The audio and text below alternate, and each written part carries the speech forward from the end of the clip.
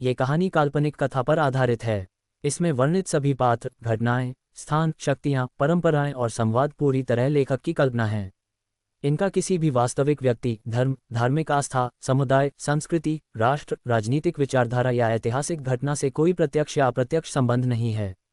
इस कहानी का उद्देश्य केवल मनोरंजन, रचनात्मक अभिव्यक्ति और कल्पनात्मक अनुभव प्रदान करना है। इसका आशय किसी भी धर्म, धार्मिक भावना, राजनीतिक विचार, सामाजिक वर्ग या व्यक्ति की भावनाओं को ठेस पहुंचाना नहीं है। यदि कहानी में किसी प्रकार की समानता प्रतीत होती है तो वह पूर्णतः संयोग मात्र है। ये ऑडियो बुक किसी भी प्रकार की धार्मिक मान्यताओं, राजनीतिक मतों, सामाजिक विचारों या व्यक्तिगत विश्वासों को बढ़ावा देने, बदलने या प्रभावित करने का प्रयास नहीं करती। साथ ही ये किसी भी प्रकार की आर्थिक सलाह, निवेश मार्गदर्शन या वित्तीय निर्णयों के लिए उत्तरदायी नहीं है। श्रोताओं से निवेदन है कि इस कथा को केवल एक कल्पनात्मक कहानी के रूप में सुनें और इसे वास्तविक जीवन, धर्म, राजनीति या आर्थिक निर्णयों से न जोड़ें। लेखक और प्रस्तोता किसी भी प्रकार की गलत व्याख्या, व्यक्तिगत निष्कर्ष या भावनात्मक प्रतिक्रिया के लिए जिम्मेदार नहीं होंगे। इस ऑडियो बुक को सुनकर आप एक काल्पनिक संसार की यात्रा करेंगे जहां वास्तविकता से परे केवल कहानी, भावनाएं और कल्पना का संसार है। अध्याय 238। उसे 10,000 मिलते हैं, उसे 20 मिलते हैं, तो कुल कितने सोने की ईंटें होंगी? ये वुकी की आवाज़ खत्म होते ही अचानक एक आवाज़ सुनाई दी। हे नाइट सेंट, आप भूले तो नहीं होंगे, है ना? एक बार पवित्र युद्ध शुरू हो जाए तो गुप्त क्षेत्र में जो कुछ भी होगा उसकी जांच नहीं की जाएगी। आपके शिष्यों का जीवन या मृत्यु पूरी तरह से भाग्य पर निर्भर करेगा। ये वुकी ने अपना सिर घुमाकर ब्लैक यान होली लैंड की ओर देखा और उसकी निगाह यान किंगली पर पड़ी। उसकी आंखें थोड़ी सिकुड़ गईं और उसने शांत स्वर में कहा, यह तो स्वाभाविक है। बोलने के बाद ये वुकी को कुछ याद आया और उसके होंठों के कोने हल्के से ऊपर उठ गए और वह खिलखिलाकर हंस पड़ा। हे भगवान यान, मुझे आश्चर्य है कि क्या आपके पूजनीय पवित्र भूमि के पूर्वज स्वस्थ हैं।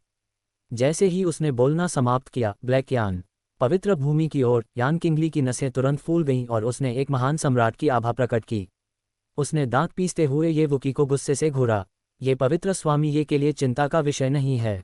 ये वुकी मुस्कुराया और उदासीनता से कंधे उचका दिए। लॉर्ड यान कुछ ज्यादा ही सोच रहे हैं। मैं तो बस यूं ही पूछ रहा था। यान किंगली ने अपनी निगाहें नीचे कर लीं। उसकी निगाहें बेहद उदास थीं और उसने अपनी आस्तीनों के नीचे अपने हाथों को मुट्ठी में भींच लिया। उसकी नसें उभर आई थीं। वह भली भांति समझ गया था कि ये वुकी उसे उकसा रहा है। ये वुकी को स्पष्ट रूप से पता था कि ब्लैक यमा पूर्वज मर चुके हैं, फिर भी वह यहाँ व्यंग्यपूर्ण और कटाक्षपूर्ण बातें कर रहा था। महत्वपूर्ण बात यह है कि वह अभी तक कोई कदम उठाने की हिम्मत न करे। एक बार जब वह ऐसा करेगा तो जियान युआन की तलवार एक पल भी नहीं हिचकिचाएगी। अब उसे केवल अपना अहंकार त्याग कर इसे सहन करना होगा। ये वुकी को ये देखकर अत्यंत प्रसन्नता हुई कि वह लड़ने का साहस नहीं दिखा रहा था और उससे बहस करने में असमर्थ था। पिछले पवित्र युद्धों में काले यमा पवित्र भूमि ने उसका काफी उपहास किया था और इस बार वह अंततः गर्व से अपना सिर ऊंचा कर सकता था। हालांकि यान किंगली की बातों को लेकर वह अब भी थोड़ा चिंतित था। यान किंगली की एक बात बिल्कुल सही थी कि गुप्त लोक में घटित होने वाली हर घटना का बाहरी दुनिया से कोई संबंध नहीं था। इस गुप्त क्षेत्र की रचना नीले आत्मा महाद्वीप के स्वर्गीय मार्ग द्वारा की गई थी। स्वर्गीय मार्ग ने पवित्र युद्ध की अध्यक्षता की और कोई भी इसमें हस्तक्षेप नहीं कर सकता था, यहाँ तक कि 9 चरणों वाला महान सम्राट भी नहीं। 9 लोगों ने एक घेरा बनाया। हालांकि स्वर्गीय रहस्य पवित्र भूमि मौजूद नहीं थी, लेकिन ये कोई बड़ी समस्या नहीं थी। वे सभी आकाश की ओर देखने लगे और ये वुकी ने सबसे पहले बोलना शुरू किया।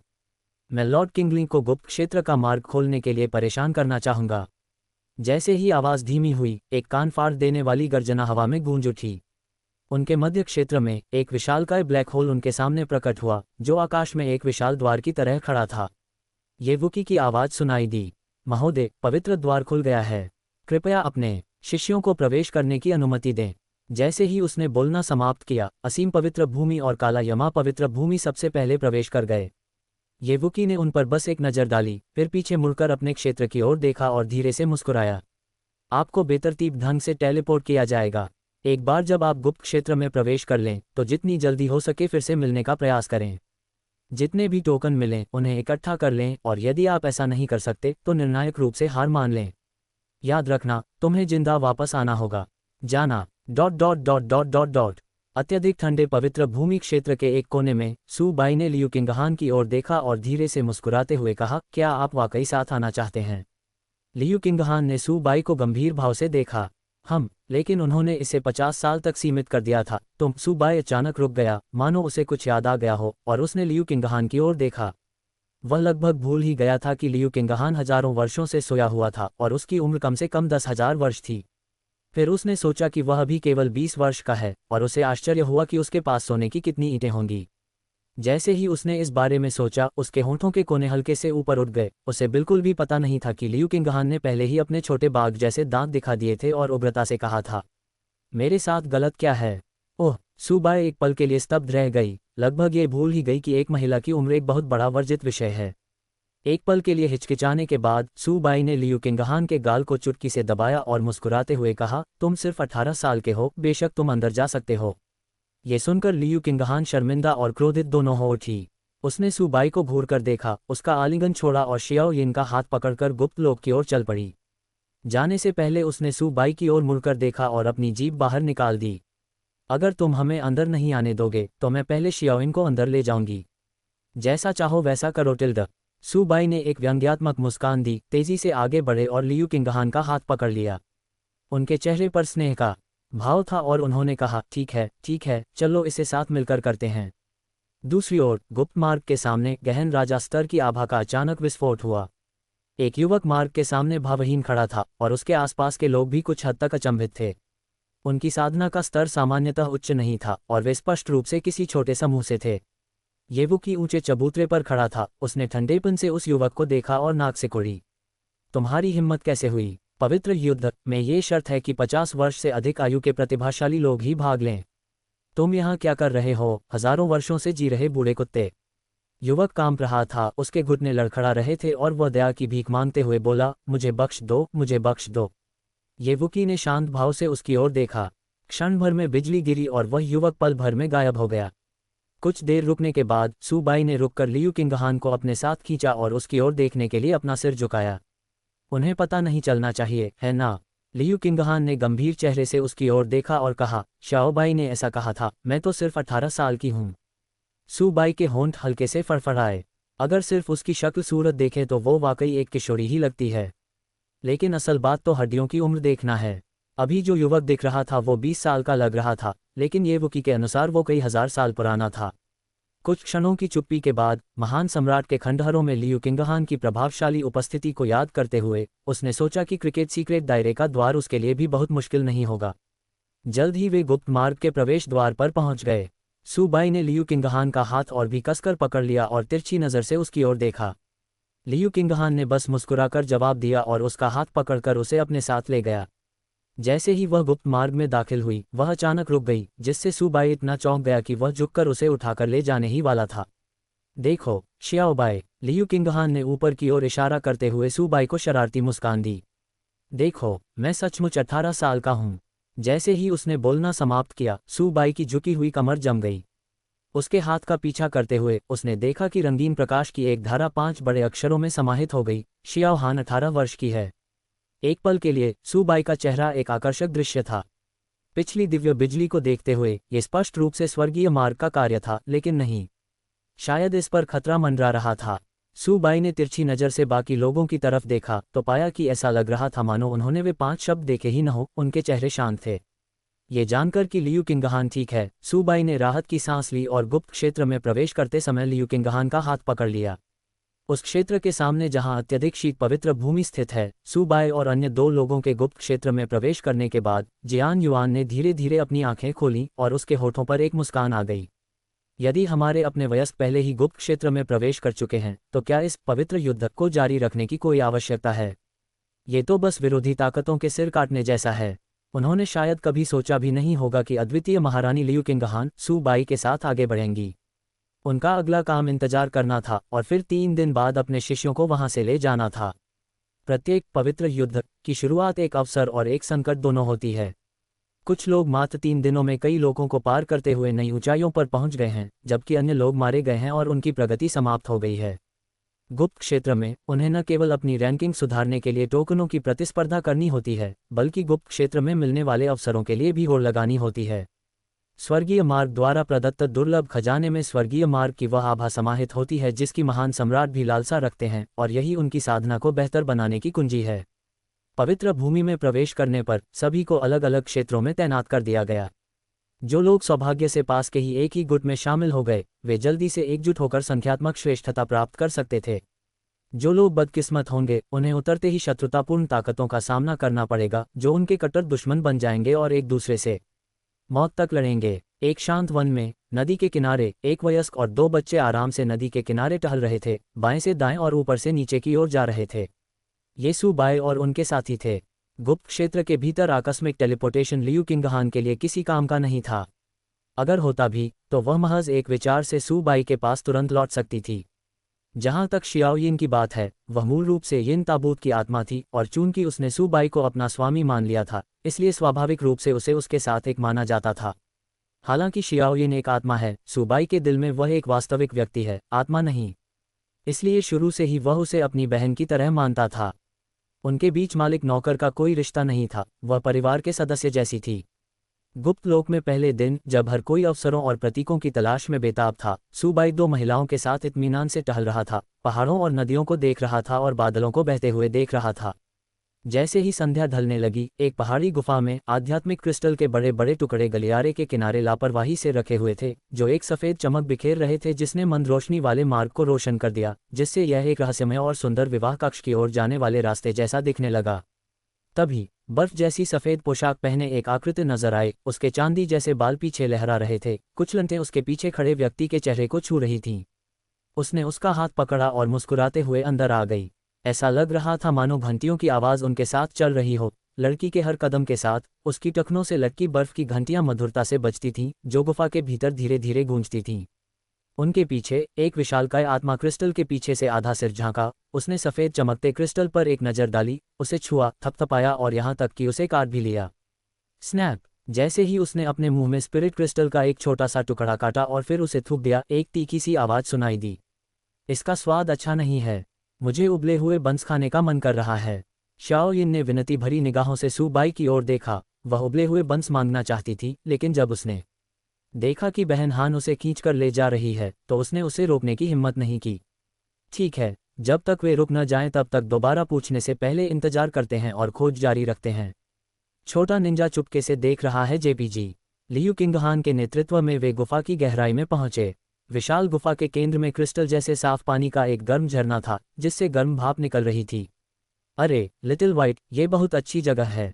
लियू किंगहान ने सू बाई की ओर मुड़कर देखा, एक हाथ से गर्म पानी के झरने की ओर इशारा किया, अपना सिर उठाया और उसकी ओर मुस्कुराते हुए अपनी बर्फीली नीली आंखों को झपकाया और प्रशंसा की भीख मांगने वाली नज़रों से उसकी ओर देखा। हम टिल्ड मेरा छोटा हान कितना प्यारा है टिल्ड। सू बाई ने स्नेह से उसके गालों को चुटकी ली, फिर गर्म पानी के झरने पर नजर डाली। सतह पर तैरती जलवाष्प के बजाय यह अत्यंत समृद्ध और शुद्ध आध्यात्मिक ऊर्जा की तरह थी, जो उच्च श्रेणी के आध्यात्मिक पत्थरों से भी अधिक समृद्ध थी। गालों पर चुटकी लेते हुए लियू किंगहान ने जरा भी विरोध नहीं किया, बल्कि आज्ञाकारी भाव से उसने उसके हाथ को रगड़ा और चंचल अंदाज में कहा, मैं शियाओबाई के साथ गर्म पानी के झरने में नहाना चाहती हूँ। ये सुनकर सू बाई ने अनजाने में पीछे मुड़कर देखा तो पाया कि शियाओ यिन भी उसे घूर रही थी। उसकी आंखें एक ब्रैड जैसी चमक से दमक रही थीं। सू बाई को देखते ही शियाओ यिन, जो बड़े आध्यात्मिक क्रिस्टल के पीछे दुबकी हुई थी और संदिग्ध व्यवहार कर रही थी, अचानक गायब हो गई और सू बाई के सामने फिर से प्रकट हुई। पंजों के बल खड़ी होकर उसे उम्मीद भरी नजरों से देख रही थी। गुरुजी, उबले हुए बंस। छोटी यिन ने बहुत दिनों से उबले हुए बंस नहीं खाए हैं।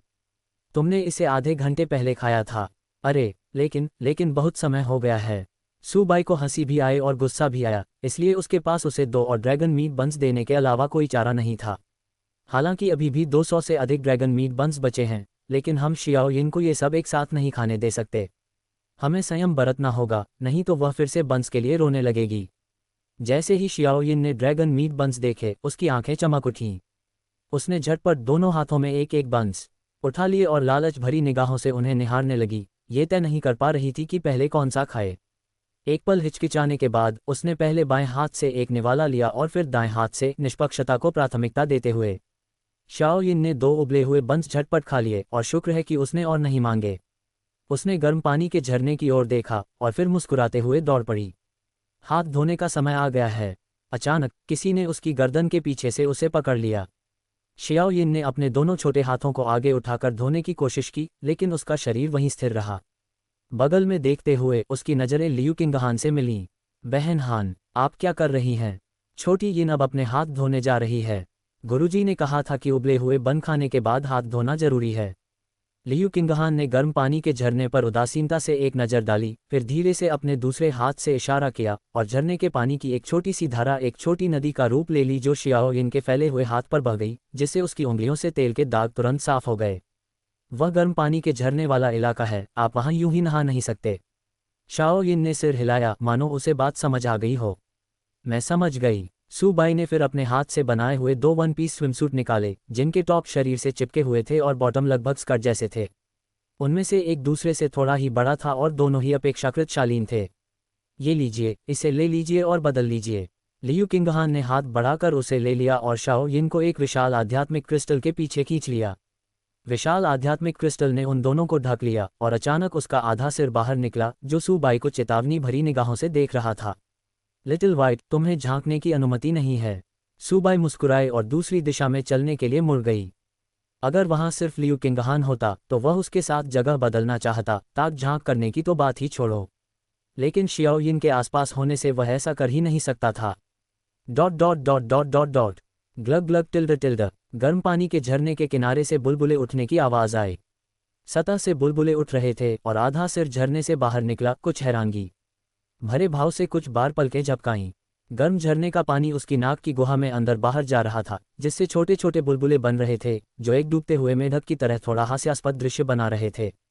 गर्म पानी का झरना लगभग आधा मीटर गहरा था और ज़ियाओयिन झरने के किनारे बैठी थी। पानी का स्तर उसकी नाक को बस छू रहा था और उसका आधा सिर दिखाई दे रहा था। लियू किंगहान ठीक थी, हालांकि वह लोली के रूप में थी, फिर भी वह शियाओयिन से 8 या 9 सेंटीमीटर लंबी थी और पानी केवल उसके कंधों तक ही पहुंच रहा था। दूसरी ओर सू बाई भी गर्म पानी के झरने के किनारे पालती मारकर बैठे थे। गर्म पानी के झरने में तैरती हुई प्रचुर आध्यात्मिक ऊर्जा उनके रोम छिद्रों के माध्यम से उनके शरीर में प्रवाहित हो रही थी, जिससे उनकी त्वचा का हर इंच पोषित हो रहा था। उसने आराम से अपनी आंखें सिकुड़ीं। उसे यह स्वीकार करना पड़ा कि इस गर्म झरने की आध्यात्मिक ऊर्जा अत्यंत शुद्ध थी, यहाँ तक कि उच्च श्रेणी के आध्यात्मिक पत्थरों से भी श्रेष्ठ। हालांकि यह शरीर द्वारा दी जाने वाली प्रत्यक्ष ऊर्जा जितनी तेज नहीं थी, फिर भी वह अपने शरीर द्वारा आध्यात्मिक ऊर्जा को तेजी से अवशोषित होते हुए महसूस कर सकता था। कुछ समय बाद वे तीनों चुपचाप आध्यात्मिक गर्म पानी के झरने में स्नान कर रहे थे। नहीं, उनमें से 2 गर्म पानी के झरने में स्नान कर रहे थे जबकि एक बुलबुले उड़ा रहा था। गर्म पानी के झरने के पास लियू किंगहान की निगाहें शुरू से ही सू बाई के चेहरे पर टिकी हुई थीं। उसके गाल हल्के से लाल हो गए थे और उसकी खूबसूरत आंखें कोमलता से भरी हुई थीं।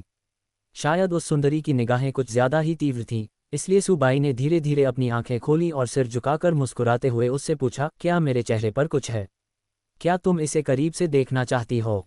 लियू किंगहान ने थोड़ा मुंह फुलाया, अपना सिर घुमाया और हल्की सी फुफकार भरी। तुम घमंडी छोटी बच्ची हो टिल्ड। हालांकि उसने ऐसा कहा, लेकिन उसका छोटा लेकिन मजबूत शरीर धीरे धीरे सू बाई की ओर बढ़ने लगा। सू बाई ने उसे बेनकाब नहीं किया और मुस्कुराते हुए उसकी ओर देखा। कम से कम वो लड़की पास आए और उसका हाथ थाम लिया। उसका सिर थोड़ा झुका हुआ था। लिटिल वाइट, मैं इसे पहनना नहीं चाहती। सू बाई ने अनजाने में उस पर एक नज़र डाली, फिर अपना सिर झुकाया और हल्के से खांसा, मानो किसी रणनीतिक उद्देश्य से। इसे पहनना नहीं चाहते तो थोड़ा इंतजार करो। बोलते बोलते सू बाई ने बुलबुले उड़ा रही शाओयिन की ओर देखा और धीरे से मुस्कुराते हुए कहा, शाओयिन, थोड़ी देर बाहर जाकर खेलो। मैं और बहन हान कुछ बात करने जा रहे हैं। ग्लग ग्लग टिल्ड टिल्ड। शाओयिन ने पानी में अपना सिर घुमाकर सू बाई की ओर देखा और उसकी बातें सुनकर अपनी आंखें झपकाईं। सू बाई चुप रहा, फिर उसने 1 दर्जन मांस के बंस निकाले और उन्हें धीरे धीरे गुफा से बाहर तैरा दिया। पलक झपकते ही एक छपचपाहट के साथ ज़ियाओयिन गर्म पानी के झरने से गायब हो गई। उसका पूरा शरीर ड्रैगन मीट बन के साथ हल्के से तैरता हुआ बाहर निकल गया। उसके मुंह से लार हवा में टपक रही थी। शाओयिन के जाने के बाद सू बाई मुस्कुराया और अपने बगल में बैठे व्यक्ति की ओर देखा। उसका गला हल्का सा हिल रहा था। अब तुम कर सकते हो। Dot dot dot dot dot dot. गुफा के बाहर एक छोटा सा व्यक्ति चट्टान पर पालथी मारकर बैठा था। अपनी बाहों में लगभग 1 दर्जन ड्रैगन मीट बंस पकड़े हुए था और धुंधली चांदनी में उन्हें खुशी खुशी खा रहा था। तभी उसके पीछे से सरसराहट की आवाज आई। रेशमी टिल्ड। पीछे से एक विशाल सांप का सिर पास आया, लेकिन शियाओयिन को इसका बिल्कुल भी पता नहीं चला और वह अपने उबले हुए बंस खाती रही। विशालकाय बर्फीले अजगर को शियाओयिन की कम सतर्कता पर आश्चर्य हुआ और उसकी सांप जैसी आंखों में मनुष्य जैसी झिझक का एक संकेत दिखाई दिया। कुछ ही क्षणों बाद पीछे से होने वाला अपेक्षित अचानक हमला नहीं हुआ। इसके बजाय विशालकाय बर्फीले अजगर ने अपनी जीभ बाहर निकाली और शियाओयिन के कंधे पर थपथपाया। अगले ही पल जियाओ यिन ने देर से मुड़कर पीछे देखा। उसकी आंखें सतर्क थीं क्योंकि उसने अपने उबले हुए बन को कसकर पकड़ रखा था। क्या? विशालकाय बर्फीला अजगर एक पल के लिए स्तब्ध सा हो गया। ये पहली बार था जब उसने किसी को देखा था। डर दिखाने के बजाय वह सबसे पहले मांस के बंस के बारे में सोच रहा था।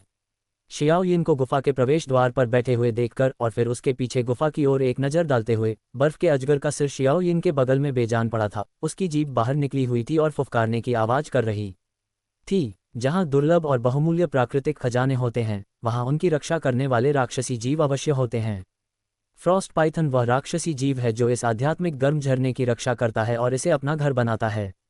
जब सुबाई और अन्य लोग पहुंचे तो वह सो रहा था, लेकिन कुछ समय पहले ही वह रहस्यमय तरीके से गुफा के बाहर टेलीपोर्ट हो गया। जब उसने वापस जाने की कोशिश की तो पाया कि वह जा नहीं सकता।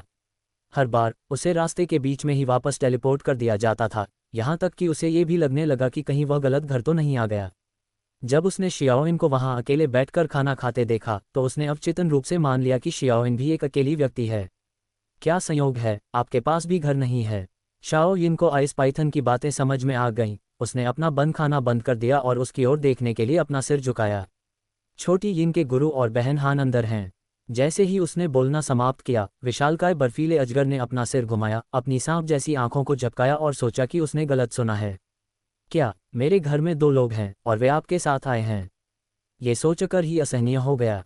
विशालकाय बर्फीला अजगर क्रोधित हो गया और उसने शियाओ यिन को काटने के लिए अपना विशाल मुंह खोल दिया। विशालकाय बर्फीले अजगर का खुला मुंह देखकर शियाओ यिन एक पल के लिए स्तब्ध रह गई।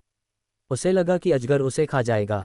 उसकी आंखें कुछ देर तक असमंजस में रहीं, फिर उसने अजगर के मांस से बना एक बन उठाया और उसे फेंक दिया।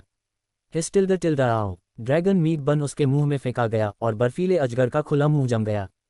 उसके मुंह में ड्रैगन की आभा पिघलकर उसके शरीर में समा गई। पलक झपकते ही मूल रूप से चांदी जैसे रंग के बर्फीले अजगर का शरीर हल्का लाल हो गया और उसकी सांप जैसी आंखें खड़ी हो गईं। सांप ड्रैगन में बदल सकते हैं और ड्रैगन का मांस उनके लिए दुनिया के किसी भी खजाने से ज़्यादा कीमती होता है। महज संयोग से उसने ड्रैगन के मांस से बना बन खा लिया। प्रोफाउंड मोनार्क दायरे के शिखर पर पहुंच जाने के बाद इसने इस समय अपने दायरे में ढील महसूस की, जिसमें प्रोफाउंड किंग दायरे में प्रवेश करने की क्षमता थी। बिना किसी हिचकिचाहट के विशालकाय बर्फीला अजगर दूर चला गया, अंधेरे में एक सफ़ेद लकीर में बदल गया और रास्ते में अनगिनत पेड़ों को गिराता चला गया। गुफा के सामने शियाओ यिन असहाय होकर विशालकाय बर्फीले अजगर को भागते हुए देखती रही। उसने एक भाप से पका हुआ बन उठाया, अपनी घबराहट को शांत करने के लिए एक टुकड़ा खाया और अनजाने में गुफा की ओर देखा। हालांकि उसे कुछ दिखाई नहीं दे रहा था, लेकिन उसे यह आभास हो रहा था कि उसका गुरु उसकी बहन हान को फिर से पीट रहा है। बेचारी हान जी, उसके मालिक ने उसे फिर कभी स्वादिष्ट बंस खाने को नहीं दिए। गुप्त लोक केवल 3 दिनों के लिए खुला था और हर कोई खुद को बेहतर बनाने के लिए कड़ी मेहनत कर रहा था। रात में भी किसी की हिम्मत नहीं होती थी कि वह एक पल के लिए भी रुके। गुप्त लोक में हर समय लड़ाइयाँ छिड़ी रहती थीं और मरने वालों की संख्या तेजी से बढ़ती जा रही थी। एक दिन बीत चुका है और कई ताकतें धीरे धीरे एकत्रित हो गई हैं। प्रमुख ताकतों के लिए टोकन उतना महत्वपूर्ण नहीं है, उनके लिए महत्वपूर्ण है गुप्त क्षेत्र में मिलने वाला अवसर। टोकन दूसरों से चुराए जा सकते हैं, लेकिन अगर कोई और पहले वहां पहुंचकर अवसर का लाभ उठा लेता है तो उसे वापस पाने का कोई तरीका नहीं है। आज की रात नींद हराम करने वाली रात होगी। एक लड़ाई, एक अंतहीन लड़ाई। एक सुनसान जगह पर एक बड़े पेड़ के नीचे काले वस्त्र पहने 5 आदमी एक कतार में खड़े थे और सम्मानपूर्वक अपने सामने वाले व्यक्ति को प्रणाम कर रहे थे। पवित्र पुत्र, हमें प्राप्त जानकारी के अनुसार इस पवित्र युद्ध में भाग लेने वाले परम शीत पवित्र भूमि के सबसे शक्तिशाली शिष्य युए वुयान हैं, जो गहन स्वामी क्षेत्र के अंतिम चरण के साधक हैं। हालांकि मेरे जासूसों द्वारा प्राप्त जानकारी के अनुसार यू वुयान राजधानी पहुंच गया था, लेकिन किसी कारणवश वह पवित्र युद्ध में भाग लेने नहीं आया। उसके साथ परम शीत पवित्र भूमि का द्वितीय एल्डर क्रिम्सन फ्लेम एल्डर भी लापता था। हम पांचों के सामने खड़ा युवक थोड़ा सिर हिलाया, उसकी पीठ उनकी ओर थी और उसकी निगाहें आकाश में लटके हुए अर्धचंद्र पर टिकी हुई थीं। अत्यधिक शीत पवित्र भूमि से डरने की कोई बात नहीं है। पवित्र भगवान के आदेशानुसार अत्यधिक शीत, नीली लहर और औकित पवित्र भूमि से हम में से कोई भी इस गुप्त लोक की यात्रा पर जीवित वापस नहीं लौटेगा।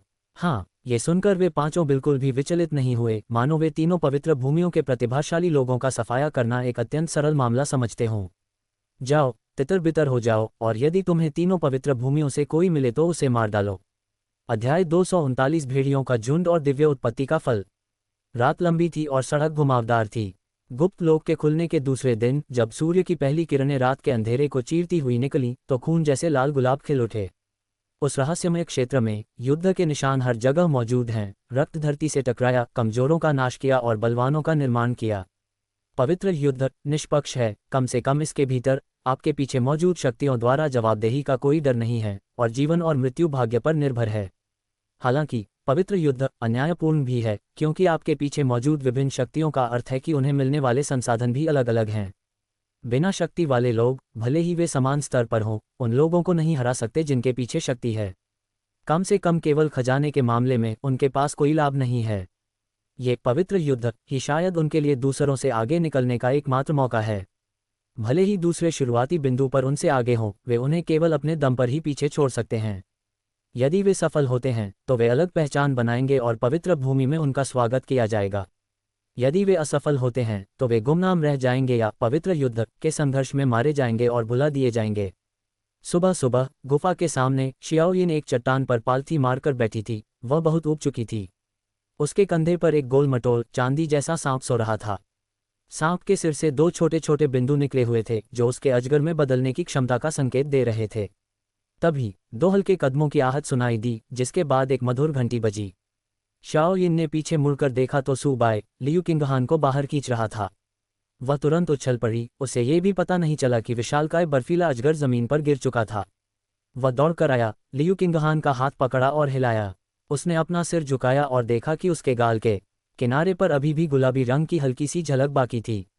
ये देखकर पहले खिलखिला रही शियाओयिन तुरंत खिलखिलाना बंद कर दी। उसका छोटा सा चेहरा सिकुड़ गया और उसने धीमी आवाज में पूछा, बहन हान, क्या गुरुजी ने आपको फिर से मारा? जैसे ही उसने बोलना समाप्त किया, लियू किंगहान और सू बाय एक ही समय पर रुक गए। लियू किंगहान ने चतुराई से न सुनने का विकल्प चुना, जबकि सू बाय ने कुछ शर्मिंदगी भरे भाव से अपना सिर दूसरी ओर घुमा लिया। लियू किंगहान को चुप देखकर शियाओयिन को लगा कि उसके साथ अन्याय हुआ है, इसलिए वह उन दोनों के बीच में दौड़ी, जबरदस्ती उनके हाथ अलग किए और फिर सू बाय से दूर होने के लिए लियू किंगहान को गले लगा लिया। शाओयिन ने लियू किंगहान को अपनी बाहों में थाम रखा था, उसे अपने सामने सुरक्षित रखते हुए, और उसके पीछे से अपना सिर बाहर निकालकर सू बाय को गुस्से से देख रही थी। गुरुजी, अब आपको सिस्टर हान को परेशान करने की अनुमति नहीं है। नहीं तो मैं तुम्हें श्राप दूंगा जिससे तुम फिर कभी स्वादिष्ट उबले हुए बंस नहीं खा पाओगे। सू बाय एक पल के लिए स्तब्ध रह गया, मानो उसे विश्वास ही नहीं हो रहा था कि दुनिया में ऐसा भयानक अभिशाप मौजूद है, और उसके होठों पर हल्की सी मुस्कान आ गई। हाथ के इशारे से उसके सामने एक ड्रैगन मीट बन प्रकट हो गया। उसने मुस्कुराते हुए शियाओयिन की ओर देखा। शियाओयिन, तुमने अभी क्या कहा? मैं उफ्टिल्ड भाप में पका हुआ बन देखकर शियाओयिन की आंखें चमक उठीं और उसने मुश्किल से निगल लिया। शाओयिन ने लियू किंगहान की ओर एक नज़र डाली। उसकी आंखें एक पल के लिए असमंजस में पड़ गईं। उसने अपना सिर दूसरी ओर घुमा लिया, भाप से पके हुए बन की ओर देखने की इच्छा को दबाते हुए, और चिढ़कर बोली, बहन हान को परेशान मत करो। क्या तुम्हें लगता है कि तुम उसे सिर्फ एक उबले हुए बन से रिश्वत दे सकते हो? हम्फ्टिल्ड। सू बाय ने हल्की सी मुस्कान दी और 3 और ड्रैगन मीट बन प्रकट हुए। छोटी यिन को भाप में पके हुए बंस की खुशबू आ रही थी। उसने अपना सिर झुकाकर एक आंख खोलकर देखा। भाप में पके हुए बंस, 4 बंस। इस बार गुनगुनाने, हाथ बांधने और सू बाय को चुनौती भरी निगाहों से देखने की बारी लियू किंगहान की थी। बेवकूफ़ शियाओ बाय, 1 और 4 बन में क्या फ़र्क है? क्या शियाओयिन उसी तरह की इंसान है? ये सोचते हुए उसने धीरे से अपनी ठुड्डी ऊपर उठाई, जिससे उसकी गोरी गर्दन दिखाई दी, और सू बाय को अभिमानी भाव से देखा, मानो वह उसके शर्मिंदा होने का इंतजार कर रही हो। लेकिन अगले ही पल उसे अपने पीछे कुछ हल्कापन महसूस हुआ। जब उसने पीछे मुड़कर देखा तो शियाओयिन कहीं नजर नहीं आई।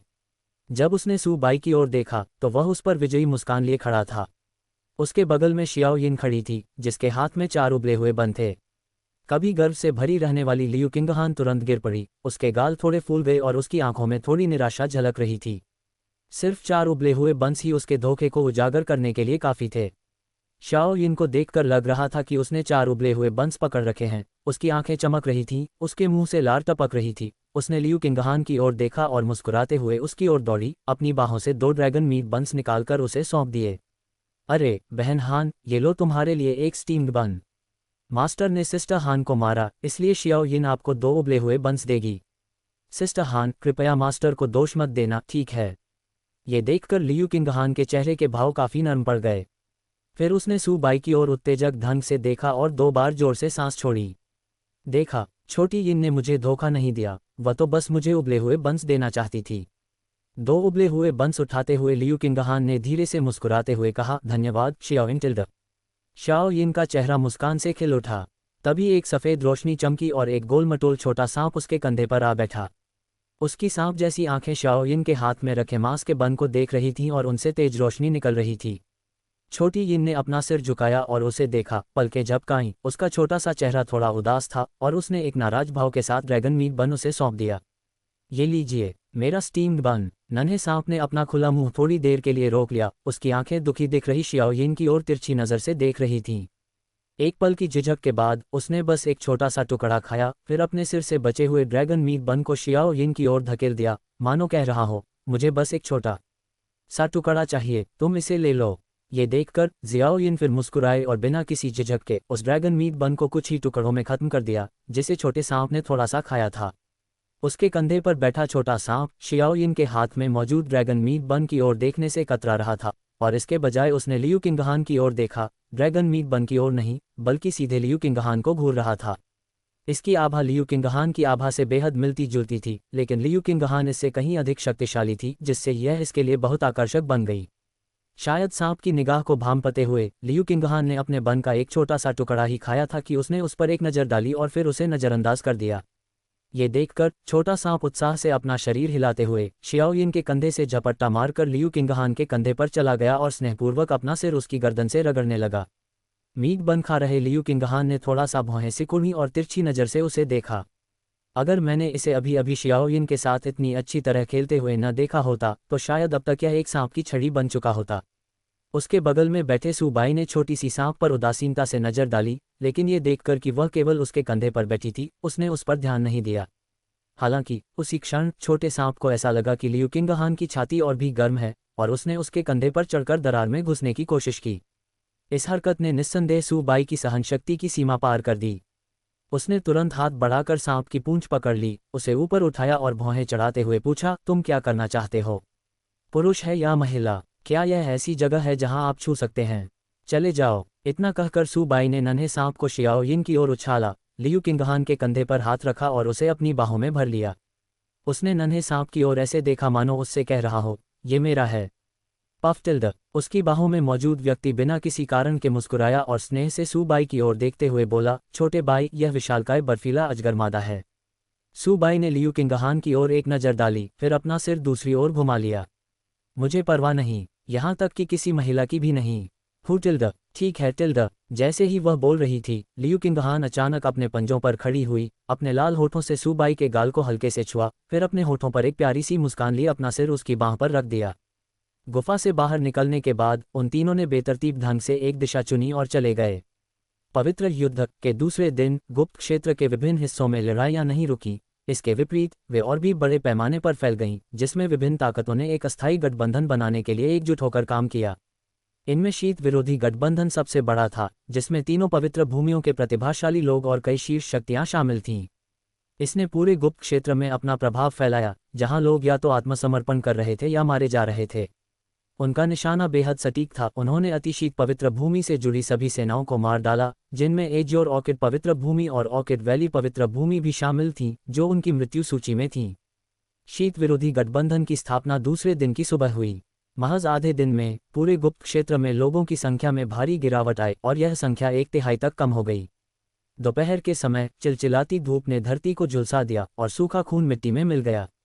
एक नीले पत्थर पर लियू किंगहान ने शियाओ यिन का हाथ पकड़ा और आसपास के नज़ारे को देखा। दूसरी तरफ थोड़ी ही दूरी पर सूबाई ने उनकी ओर पीट करके खड़े होकर आखिरी व्यक्ति की गर्दन तोड़ दी। उस व्यक्ति का शरीर राख में बदल गया। उसने लापरवाही से हाथ हिलाकर अपने शरीर से खून की गंध को दूर किया और दोनों महिलाओं की ओर चल पड़ा। शीतकालीन गठबंधन विरोधी, कितना दिलचस्प है। सूबाई के चेहरे पर तिरस्कार भरी मुस्कान थी। आज उसने तथाकथित शीत विरोधी गठबंधनों की तीसरी लहर का सामना किया था। उनके अनुसार शीत विरोधी गठबंधन 3 पवित्र भूमियों से मिलकर बना था और कई छोटी छोटी टीमों में विभाजित था, जो अत्यधिक शीत पवित्र भूमियों से संबंधित शक्तियों का पता लगाने के लिए समर्पित थीं। दोनों महिलाओं के पीछे पहुंचकर लियू किंगहान को मानो यह एहसास हो गया कि सूबाई ने अपना काम समाप्त कर लिया है, और उसने मुस्कुराते हुए शियाओ यिन को अपनी ओर खींच लिया। ठीक है, सब हो गया। सूबाई कियान मुस्कुराए और लियू किंगहान के पास आकर उसके बालों को सहलाया।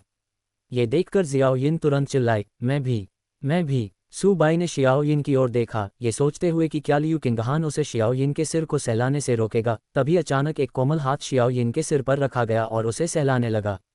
उसके हाथ की दिशा का अनुसरण करते हुए उसने देखा कि लियू किंगहान ने अपना सिर थोड़ा झुकाया और उसकी ओर मुस्कुराए। सू बाई ने 2 बार खांसा, फिर लियू किंगहान का हाथ पकड़ा और जाने की तैयारी की। चलो चलते हैं, ये कहकर वे तीनों इत्मीनान से जंगल में टहलने लगे।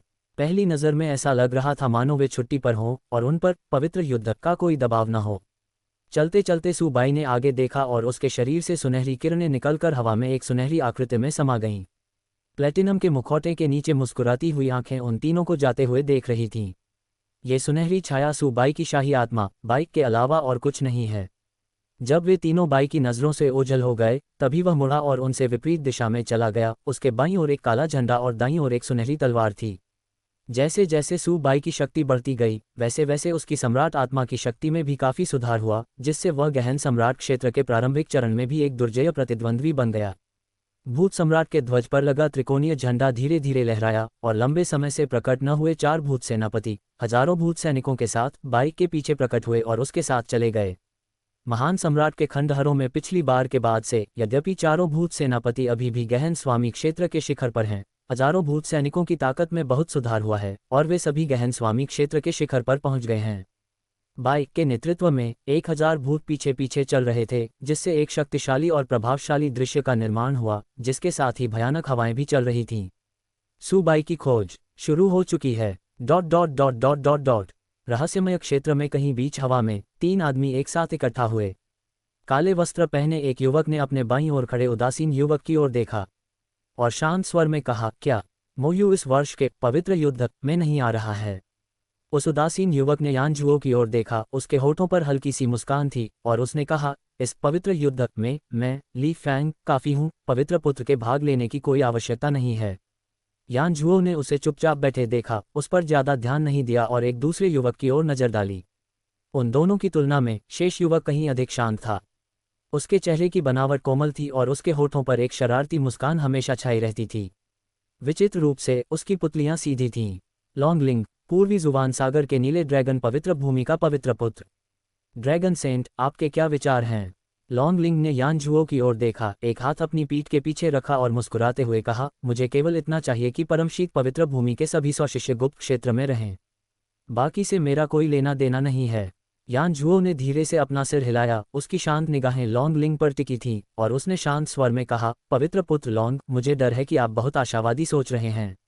जहां तक मुझे पता है, किंगलान और यूलान पवित्र भूमि जेहान पवित्र भूमि के साथ हैं। अगर आप पूरी जेहान पवित्र भूमि को अपने पास रखना चाहते हैं तो वे निश्चित रूप से आपको रोकने की कोशिश करेंगे। तब आप क्या करेंगे? यान शेंगजी, ये सही नहीं है। मेरे एजियो ड्रैगन सेंट लॉर्ड ने एंटी फ्रॉस्ट एलायंस में सिर्फ एक्सट्रीम फ्रॉस्ट होली लैंड के सैकड़ों शिष्यों का सफाया करने के लिए शामिल हुए थे।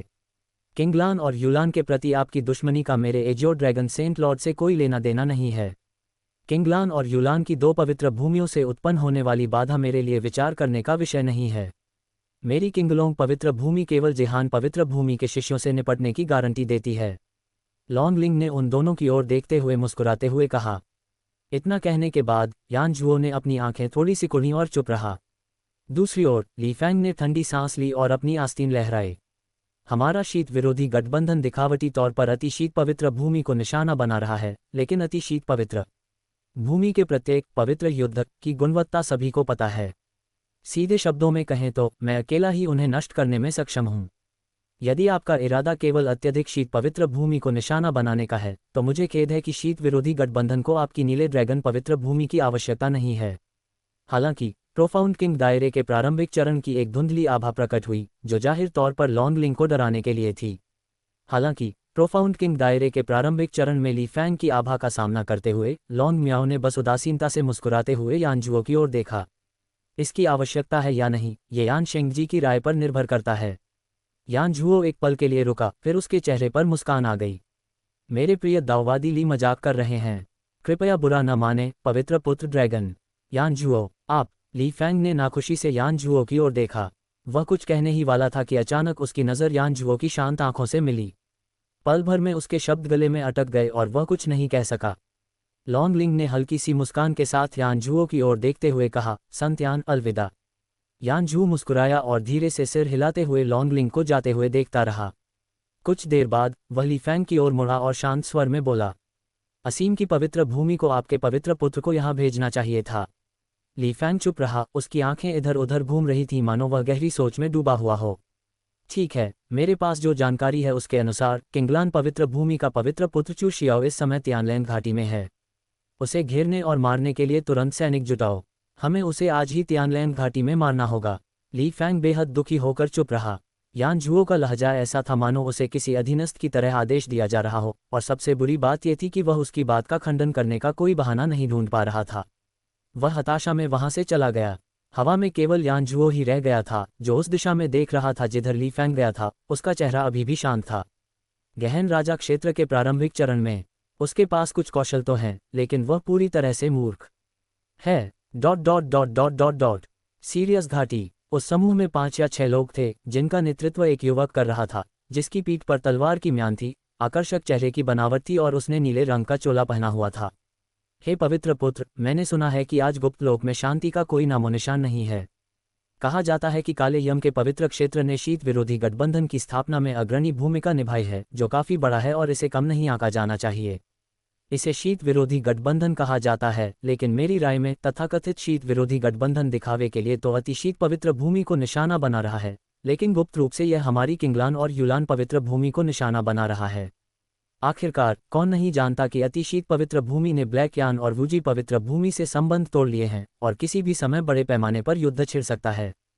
चू शियाओ के पीछे सफेद वस्त्र पहने एक युवक मुस्कुराते हुए बात कर रहा था। उसके हाथ में पंखों वाला पंखा था, जो उसकी शालीनता को दर्शाता था।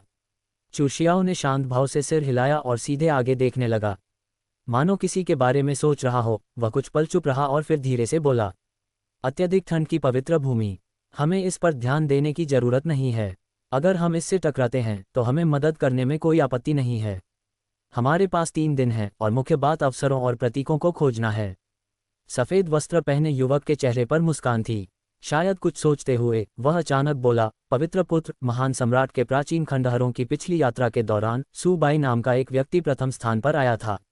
मेरी जांच के अनुसार वह परम शीत पवित्र भूमि का शिष्य है। वह इस बार भी गुप्त क्षेत्र में ही होगा। मुझे बस इतना नहीं पता कि उसकी साधना का स्तर क्या है। चू शियाओ एक पल के लिए रुका, फिर धीरे से अपना सिर हिलाया और कहा, मुझे भी नहीं पता। ये कैसे हो सकता है? क्या तुम उसके साथ मुख्य हॉल में नहीं गए थे? ठीक है, भविष्य में जब भी उससे मुलाकात हो तो विनम्रता से पेश आना। मेरे बड़े भाई ने मुझे व्यक्तिगत रूप से यही सलाह दी है। ये सुनकर बाय लिंग चुप हो गई। चू शियाओ के बड़े भाई, क्या वो चू फैंग नहीं हैं? किंगलान पवित्र भूमि के अगले पवित्र स्वामी पद के उम्मीदवार। साधना स्तर, गहन सम्राट क्षेत्र का शिखर। आपको ये जानना चाहिए कि भले ही उनकी आयु 50 वर्ष से कम हो और वे शुवानजुन या शुवानवांग बन चुके हों, फिर भी शुवानहुआंग और महान सम्राट स्तर उनके लिए सबसे कठिन बाधाएं हैं। केवल शुवानहुआंग स्तर तक पहुंच पाना ही अनगिनत प्रतिभाशाली और विलक्षण प्रतिभाओं के लिए बाधा बन चुका है। महान सम्राट स्तर की तो बात ही छोड़िए, चू फैंग भी लगभग 1000 वर्षों से गहन सम्राट स्तर के शिखर पर अटका हुआ है। इसे तेज माना जाता है, कुछ लोगों को इसमें हजारों या दसियों हजार साल लग जाते हैं। वे पांचों सीरियस घाटी से तेजी से आगे बढ़ रहे थे कि अचानक चू शियाओ ने एक खास जगह की ओर देखा और कुछ गंभीर स्वर में कहा, आगे सीरियस राजा का अड्डा है। कहा जाता है कि जिस स्वर्गीय उत्पत्ति फल वृक्ष की वे रक्षा करते हैं, वह गुप्त लोक के खुलने पर फल देता है। हमारा उद्देश्य यहाँ स्वर्गीय उत्पत्ति फल प्राप्त करना है। स्वर्गीय उत्पत्ति फल गहन राजा क्षेत्र में प्राप्त होने वाला एक दुर्लभ साधना रत्न है। इसे गोलियों के रूप में परिष्कृत किया जा सकता है या सीधे उपयोग किया जा सकता है। इसका सेवन करने से गहन राजा क्षेत्र के भीतर एक लघु स्तर को निश्चित रूप से पार किया जा सकता है। हालांकि गहन राजा क्षेत्र के शिखर पर इसका सेवन करने से गहन सम्राट क्षेत्र के प्रारंभिक चरण में प्रवेश करने की संभावना ही बढ़ती है। जैसे ही वे सीरियस किंग के ठिकाने के पास पहुंचे, चू शियाओ के पीछे मौजूद बाय लिंग और अन्य लोगों के चेहरे भी गंभीर हो गए। स्वर्गीय भेड़िया राजा मध्य स्तरीय जुबान राजा दानव है। अगर बात सिर्फ इतनी ही होती तो वे इतने सतर्क नहीं होते। इसका मुख्य कारण यह है कि स्वर्गीय भेड़िया वंश समूह में रहता है और भेड़िया राजा के आसपास होने से कम सैकड़ों या हजारों स्वर्गीय भेड़िए उसका अनुसरण करते हैं। हम सीरियस किंग और बाकी लोगों को कुछ देर के लिए रोके रखेंगे। बाय लिंग, जाओ और स्वर्गीय उत्पत्ति का फल तोड़ लाओ। जल्दी करो। बाय लिंग ने गंभीरता से सिर हिलाया। कुछ ही देर में एक खुला मैदान दिखाई दिया जहां एक विशाल नीला पत्थर रखा हुआ था। नीले पत्थर के बीचों बीच आधा मीटर ऊंचा एक छोटा सा पेड़ खड़ा था, जिसकी जड़ें पत्थर में धसी हुई नीचे मिट्टी में फैली हुई थीं। पौधे के सबसे ऊपरी भाग पर एक चमकीला लाल फल लटका हुआ था और शायद उसके अधिक भारी होने के कारण पौधा झुक गया था। त्यानयुवान फल। हालांकि त्यानयुवान फल के पेड़ के बगल में एक भेड़िया, जिसका शरीर पेड़ से कहीं अधिक लंबा था, फल के आसपास आराम कर रहा था। उसकी पूंछ पेड़ के तने के चारों ओर लिपटी हुई थी, मानो वह उसकी रक्षा कर रहा हो। इसके चारों ओर अनगिनत भेड़िए जमीन पर आराम कर रहे थे। सरसरी नज़र से देखने पर लगभग 300 भेड़िए थे। इनमें से 3 भेड़िए गहन राजा स्तर के प्रारंभिक चरण में थे, जबकि अन्य गहन सम्राट स्तर या गहन गुरु स्तर पर थे। यहाँ तक कि सबसे कमजोर भेड़िए में भी गहन गुरु स्तर की साधना क्षमता थी। ये स्थिति प्रतियोगियों के लिए निस्संदेह विनाशकारी थी। सौभाग्य से सीरियस कबीले ने केवल इस स्थान की रक्षा की, अन्यथा वे कल्पना भी नहीं कर सकते थे कि अगर सीरियस कबीला उनका शिकार करने निकल पड़ता तो उनमें से कितने लोग बच पाते। झाड़ियों के घने झुंड में कई लोग छिपे हुए थे, मानो सही अवसर की प्रतीक्षा कर रहे हों। कुछ देर बाद चू शियाओ ने बायलिंग की ओर देखा और धीरे से कहा, तैयार हो जाओ। हम थोड़ी देर में जाकर सीरियस राजा का ध्यान भटकाएंगे। जल्दी करना, याद रखना, फल सब्जी चुनकर तुरंत निकल जाना। सीरियस वंश सीरियस घाटी नहीं छोड़ सकता। हम सीरियस घाटी के बाहर मिलेंगे। बायलिंग ने गंभीरता से सिर हिलाया, अपना पंखा एक तरफ रख दिया और किसी भी क्षण के लिए खुद को तैयार कर लिया। बेहतर। चू शियाओ की आवाज़ खत्म होते ही झाड़ियों से 4 आकृतियां निकलीं। उनमें से 3 के हाथों में तलवार थी, जबकि चू शियाओ के हाथ में कोई तलवार नहीं थी।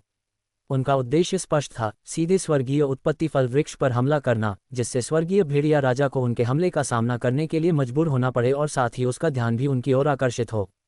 3 तलवार की किरणें स्वर्गीय उत्पत्ति फल वृक्ष की ओर गिरीं। चू शियाओ ने अपनी उंगलियों को तलवारों की तरह इस्तेमाल करते हुए उन्हें सीधे स्वर्गीय भेड़िया राजा की आंखों की ओर तान दिया। पलक झपकते ही सीरियस किंग को कुछ महसूस हुआ और उसने अचानक अपनी आंखें खोल दीं, जिनमें खून की प्यास से भरी क्रूरता झलक रही थी। आओ! सीरियस किंग खड़ा हो गया। जैसा कि उन्हें उम्मीद थी, खतरनाक चू शियाओ और उसके समूह का सामना करते हुए वह एक कदम भी पीछे नहीं हटा और स्वर्गीय उत्पत्ति फल वृक्ष के सामने पहरा देने लगा। उसी समय सीरियस किंग की एक दहाड़ के साथ 300 से अधिक भेड़िए उठ खड़े हुए और उन चारों पर टूट पड़े। सौभाग्यवश चू शियाओ और अन्य लोगों ने पहल की। एक एक करके हमले करने के बाद वे तेजी से पीछे हट गए और 300 से अधिक भेड़ियों के घेरे से बच निकले। स्काई वुल्फ किंग पर लगातार 4 हमले हुए, जिससे उसकी आंखें पल भर में लाल हो गईं और उनमें एक जानवर जैसी क्रूरता झलकने लगी। विशेष रूप से चू शियाओ के उंगली के वार से वह अंधा हो जाता अगर वह समय पर बच न जाता। आओ! एक और दहाड़ के साथ स्वर्गीय भेड़िया राजा ने अपने भेड़ियों के झुंड को चू शियाओ और अन्य लोगों का पीछा करने का आदेश दिया, जबकि वह स्वयं गहन सम्राट क्षेत्र के अंतिम चरण में 50 स्वर्गीय भेड़ियों के साथ स्वर्गीय उत्पत्ति फल वृक्ष के पास खड़ा था। उसकी आंखें सतर्कता से अपने आसपास के वातावरण का अवलोकन कर रही थीं। जब चू शियाओ बेतहाशा दौड़ रहा था तो उसने पीछे मुड़कर देखा और पाया कि स्वर्गीय भेड़िया राजा वास्तव में बाघ को पहाड़ से दूर ले जाने की रणनीति जानता था और उसने जानबूझकर स्वर्गीय मूल फल की रक्षा के लिए 50 स्वर्गीय भेड़ियों को उसके साथ छोड़ दिया था। एक पल के लिए चू शियाओ को सिरदर्द महसूस होने लगा। कुछ देर चुप रहने के बाद उसने धीरे से कहा, वापस जाओ और लड़ो। इतना कहते ही वह सबसे पहले मुड़ा। इससे पहले कि बाकी तीनों कुछ समझ पाते, उनके पीछे तलवार का निशान चमक उठा और चू शियाओ ने अपनी पीठ पर रखी तलवार की म्यान पकड़ी और पीछा कर रहे भेड़ियों के झुंड की ओर दौड़ पड़ा। ये देखकर तीनों ने दांत पीसकर अपनी तलवारें निकाली और जवाबी हमला किया। पलक झपकते ही एक भयंकर लड़ाई छिड़ गई, खून बहने लगा और भेड़ियों का झुंड दर्द से कराहने लगा। अध्याय 240 आमने सामने की लड़ाई और सामूहिक झड़पें। त्यानयुवान फल वृक्ष के पास चू शियाओ और अन्य लोगों को वापस आने का साहस करते देख उसके रोंगटे खड़े हो गए। आओ! एक दहाड़ के साथ सीरियस राजा को अब इस बात की परवाह नहीं थी कि यह ध्यान भटकाने की रणनीति थी या नहीं, और उसने शेष 50 भेड़ियों को युद्ध के मैदान की ओर ले गया। भेड़ियों से घिरे होने के बावजूद चू शियाओ ने अपना ध्यान भेड़ियों के राजा पर केंद्रित रखा। भेड़ियों के राजा को शेष भेड़ियों का नेतृत्व करते हुए आक्रमण करते देख उसके होठों पर हल्की सी मुस्कान आ गई और उसने धीरे से पुकारा, निकालना। जैसे ही उसने बोलना समाप्त किया, उसने एक हाथ में पकड़ी तलवार की म्यान को एक कमजोर बिंदु की ओर घुमाया और एक गहरा तलवार का निशान उभर आया, जिसमें गहन राजा क्षेत्र के प्रारंभिक चरण की आभा थी। कई भेड़िए मौके पर ही मारे गए और खून और मांस चारों ओर फैल गया। एक अवसर मिलते ही चू शियाओ सबसे पहले आगे बढ़ा और उसके पीछे पीछे तीनों लोग भी तेजी से आगे बढ़े। युद्ध के बाद वे सभी अलग अलग स्तर पर घायल हो गए थे। सभी दिशाओं से प्रकट होने वाली सीरियस ज्वाला से बचाव करना असंभव है। आओ! चू शियाओ और उसके साथियों को भागते देख भेड़िया राजा चिंतित हो गया। उसके इतने सारे कबीले के लोग मारे जा चुके थे, ऐसे में वह उन्हें सुरक्षित कैसे जाने दे सकता था। एक जोरदार दहाड़ के साथ उसने शेष लगभग 200 भेड़ियों को अपने पीछे दौड़ाया।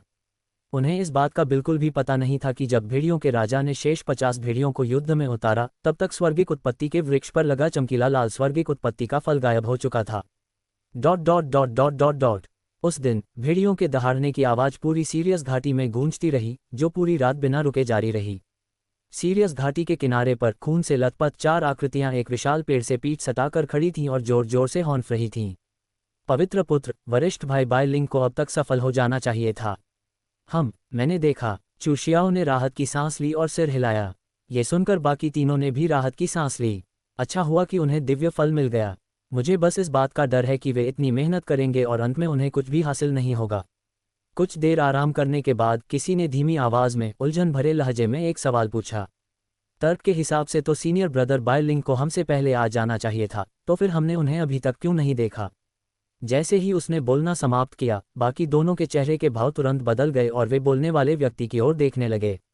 चू शियाओ ने शांत भाव से कहा, ये तो बस एक दिव्य फल है। अगर उसे इसकी ज़रूरत है तो वह मुझे बता सकता है। आप सब बाय लिंग के स्वभाव को जानते ही हैं। सबसे पहले बोलने वाले व्यक्ति ने हल्की सी हंसी हंसते हुए अपने सिर के पीछे खुजली की। बेशक मुझे पता है, मैं तो बस सीनियर ब्रदर बाय लिंग को लेकर चिंतित था। चूशियाओ चुप रहा, उसकी निगाहें जमीन में गड़ी तलवार की म्यान पर टिकी थीं। अचानक ही तलवार की शक्ति का विस्फोट हुआ।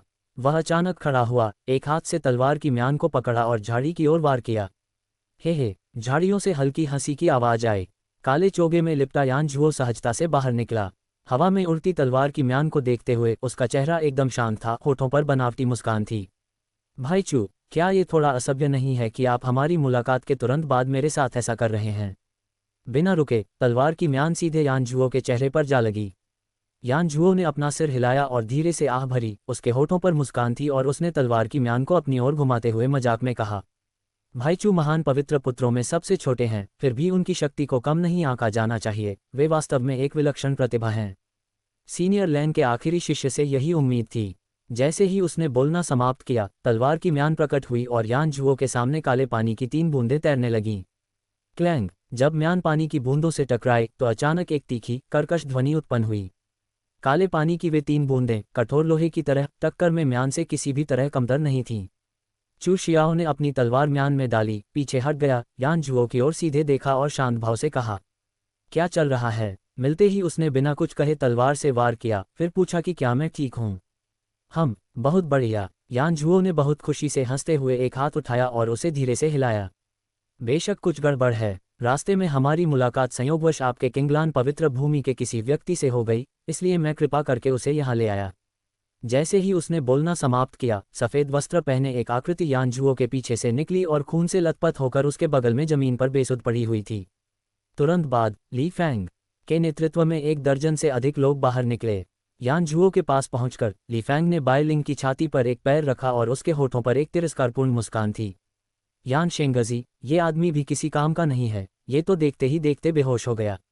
यान झुओ ने तिरछी नज़र से उसकी ओर देखा और मुस्कुराते हुए कहा, ये भाई शियाओ का आदमी है। कृपया भाई ली से इसे वापस भेजने का अनुरोध करें। ली फैंग हंसा, अपने पैर के अंगूठे को फंसाया और कलाई की एक झटके से बाय लिंग को चू शियाओ के सामने फेंक दिया। चू शियाओ के पीछे खड़े तीनों आदमी गुस्से से आग बबूला थे। वे बाय लिंग को उठाने के लिए आगे बढ़े और उसकी चोटों को देखकर उनके दिलों में क्रोध का उबाल आ गया। जब उन्होंने बाय लिंग की आंतरिक स्थिति की जांच की तो वे तीनों अचानक जम गए और अविश्वास से चू शियाओ की ओर देखने लगे। पवित्र पुत्र, वरिष्ठ भाई बाय लिंग, उनकी साधना शक्ति कमजोर हो गई है। चू शियाओ का शरीर कांप उठा और उसने बाय लिंग की ओर देखा। हालांकि उसका चेहरा शांत था, लेकिन उसकी मुट्ठी से टपकता खून ये दर्शाने के लिए काफ़ी था कि वह उस समय कितना क्रोधित था। लेकिन ठीक इसी परिस्थिति में उन्हें अपने गुस्से को अपने विवेक पर हावी नहीं होने देना था। उन्होंने गहरी सांस ली और खुद को शांत करने की पूरी कोशिश की। तुम पहले बाय लिंग को अपने साथ ले जाओ, मैं पीछे से आ जाऊंगा। हे पवित्र पुत्र, आपको ऐसा नहीं करना चाहिए। तीनों ने चू शियाओ की ओर देखा। उसने गंभीर स्वर में कहा, हे पवित्र पुत्र, अवसरों को हथियाने के लिए पवित्र युद्ध में हमारी भागीदारी गौण है। हमारी प्राथमिक चिंता आपकी सुरक्षा की रक्षा करना है। हे पवित्र पुत्र, आप सीनियर ब्रदर बाय लिंग को लेकर चले जाए। हम तीनों अपनी जान जोखिम में डालकर आपको कुछ समय दिलाएंगे। चू शियाओ चुप रहा, उन तीनों की ओर पीट करके खड़ा रहा, एक हाथ में तलवार की म्यान पकड़े रहा और शांत भाव से बोला, मेरे जाने का अपना तरीका है, अब आपको जाना होगा वरना बहुत देर हो जाएगी। तीनों दांत भींचकर चुप रहे। टहलना, उनमें से एक ने शोक भरी चीख निकाली, बाय लिंग को उठाया और चली गई। बाकी दोनों को भी उसके पीछे पीछे चलना पड़ा, क्योंकि वे जानती थीं कि यहाँ रुकना ठीक नहीं होगा और शायद बोझ भी बन जाए। स्नैप स्नैप स्नैप, तालियों की गड़गड़ाहट के बीच यान झुओ मुस्कुराते हुए आगे बढ़ी और चू शियाओ को व्यंग्य भरी निगाहों से देखने लगी। किंगलान पवित्र भूमि का पवित्र पुत्र सचमुच दयालु है। उसके स्वामी ने पीछे रहकर उसकी रक्षा की जबकि उसके अधीनस्थ भाग निकले। धिक्कार है, लेकिन क्या आप लोग कुछ ज्यादा ही भोले नहीं बन रहे हैं? ये सुनकर चू शियाओ ने अपनी आंखें थोड़ी सिकुड़ी और बिना जरा भी हिचकिचाए अपनी तलवार निकाली और सीधे आगे बढ़ गया। यान झुओ ने अपनी ओर बढ़ते हुए चू शियाओ पर एक नज़र डाली और ताना मारा, एक एक करके लड़ना चाहते हो?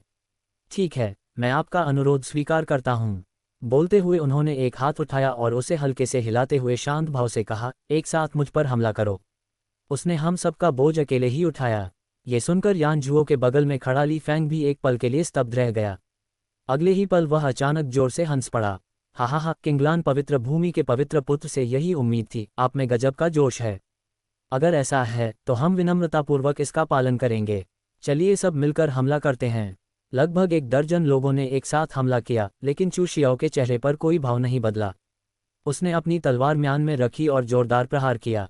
एक शक्तिशाली आभा उत्पन्न हुई और एक चौड़ी तलवार की किरण 1 दर्जन से अधिक लोगों की ओर सीधी चली गई। शाबाश, ली फैंग जोर से हंसा, हाथ बढ़ाकर अपने हाथ में प्रकट हुई एक धधकती लाल तलवार को पकड़ लिया। फिर वह आगे बढ़कर आती हुई तलवार की रोशनी का सामना करने के लिए दौड़ा। जैसे ही दोनों एक दूसरे के संपर्क में आए, संपर्क बिंदु से ऊर्जा की एक लहर बाहर की ओर फैल गई। ऊंचे पेड़ों की कतारें उखड़ गईं और यान झुओ बिना हिले डुले खड़ा रहा, उसका काला वस्त्र हवा में लहरा रहा था। बाकी बचे लगभग 1 दर्जन लोग कुछ कदम पीछे हट गए और कराह उठे। कुछ क्षण बाद एक जोरदार टकराहट की आवाज़ सुनाई दी और एक आकृति उनकी ओर उड़ती हुई आई, उनके सिर के ऊपर से गुजरी और उनके पीछे खड़े विशाल पेड़ से टकरा गई। वह घना पेड़ गिर गया और टक्कर रुकने से पहले 1 दर्जन से अधिक पेड़ गिर गए। अफरा तफरी के बीच ली फैंग टहनियों के ढेर से बाहर निकला, उसका चेहरा थोड़ा पीला पड़ गया था। उसने अपना सूजा हुआ और लाल हाथ हिलाया, धीरे से फुफकारा, हवा में उछलती चू शियाओ की ओर देखा और मुस्कुराया। किंगलान पवित्र भूमि का पवित्र पुत्र काफी सक्षम है। ये बात हर किसी को पता थी कि ली फैंग नाटक कर रहा है, लेकिन उन्होंने उसे इस बारे में कुछ नहीं कहा और चुपचाप चू शियाओ की ओर देखने लगे। इस पुनर्ता समन्वित दृश्य ने ली फैंग को बेहद शर्मिंदा कर दिया। उसके चेहरे की मुस्कान धीरे धीरे गायब हो गई और उसने दबी हुई आह भरी। वह यान झुओ के बगल में हल्के से उतरा और वहां मौजूद लगभग 1 दर्जन लोगों को देखते हुए ठंडे स्वर में चिल्लाया, तुम अब भी वहां क्यों खड़े हो? चलो सब मिलकर हमला करते हैं। ये सुनकर 1 दर्जन से अधिक लोग ली फैंग की ओर देखने से खुद को रोक नहीं पाए।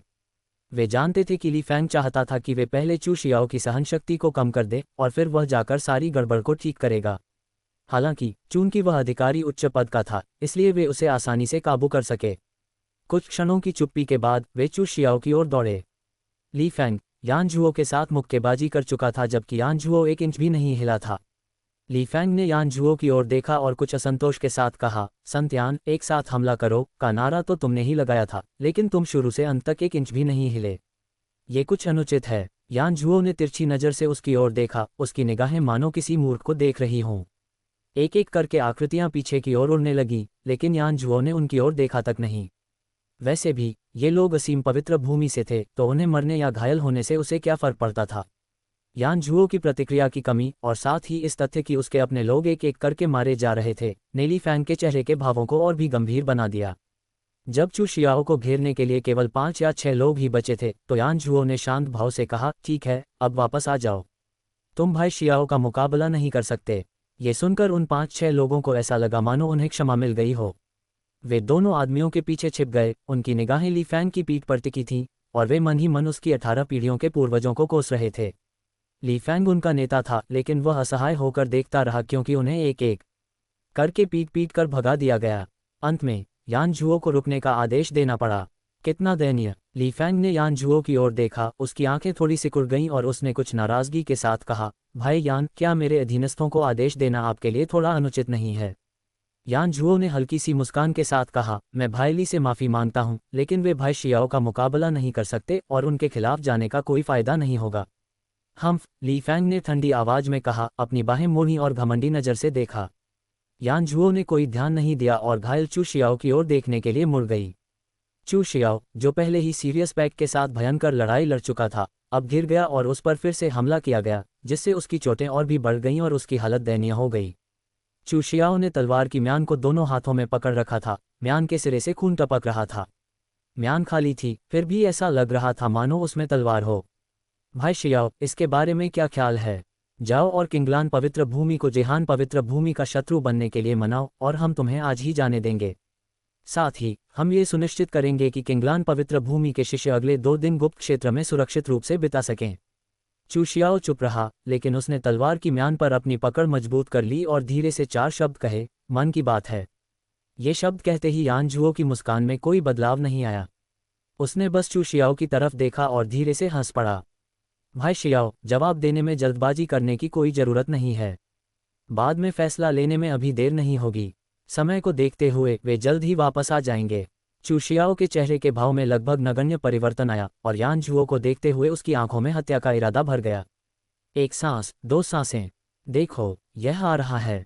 यान झुओ ने चू शियाओ के पीछे दूर आकाश की ओर देखते हुए बड़ी मुस्कान बिखेरी। हालांकि इससे पहले कि वह अपनी बात पूरी कर पाता, उसके चेहरे की मुस्कान अचानक जम गई और उसने हैरानी भरे भाव और माथे पर शिकन के साथ उस दिशा में देखा। चू शियाओ को भी इस समय कुछ गड़बड़ महसूस हुई। चिलचिलाती धूप में भी उसे हमेशा पीछे से ठंडी हवा का झोंका महसूस होता था।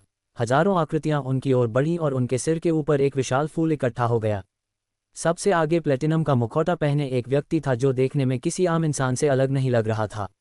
लेकिन उसके पीछे खड़े हजारों लोग सामान्य नहीं थे। उनके चेहरे बेहद पीले थे और उनकी शारीरिक बनावट बिल्कुल अलग थी। वे स्पष्ट रूप से इंसान नहीं थे। उन्हें सबसे ज्यादा हैरानी इस बात पर हुई कि ये सभी लोग कहाँ से आए थे। हालांकि प्रतिभागियों की कुल संख्या की तुलना में 1000 लोग कोई बड़ी संख्या नहीं है, फिर भी इतने विशाल गुप्त क्षेत्र में एक ही दिन में इतने सारे लोगों को इकट्ठा करना बहुत मुश्किल है।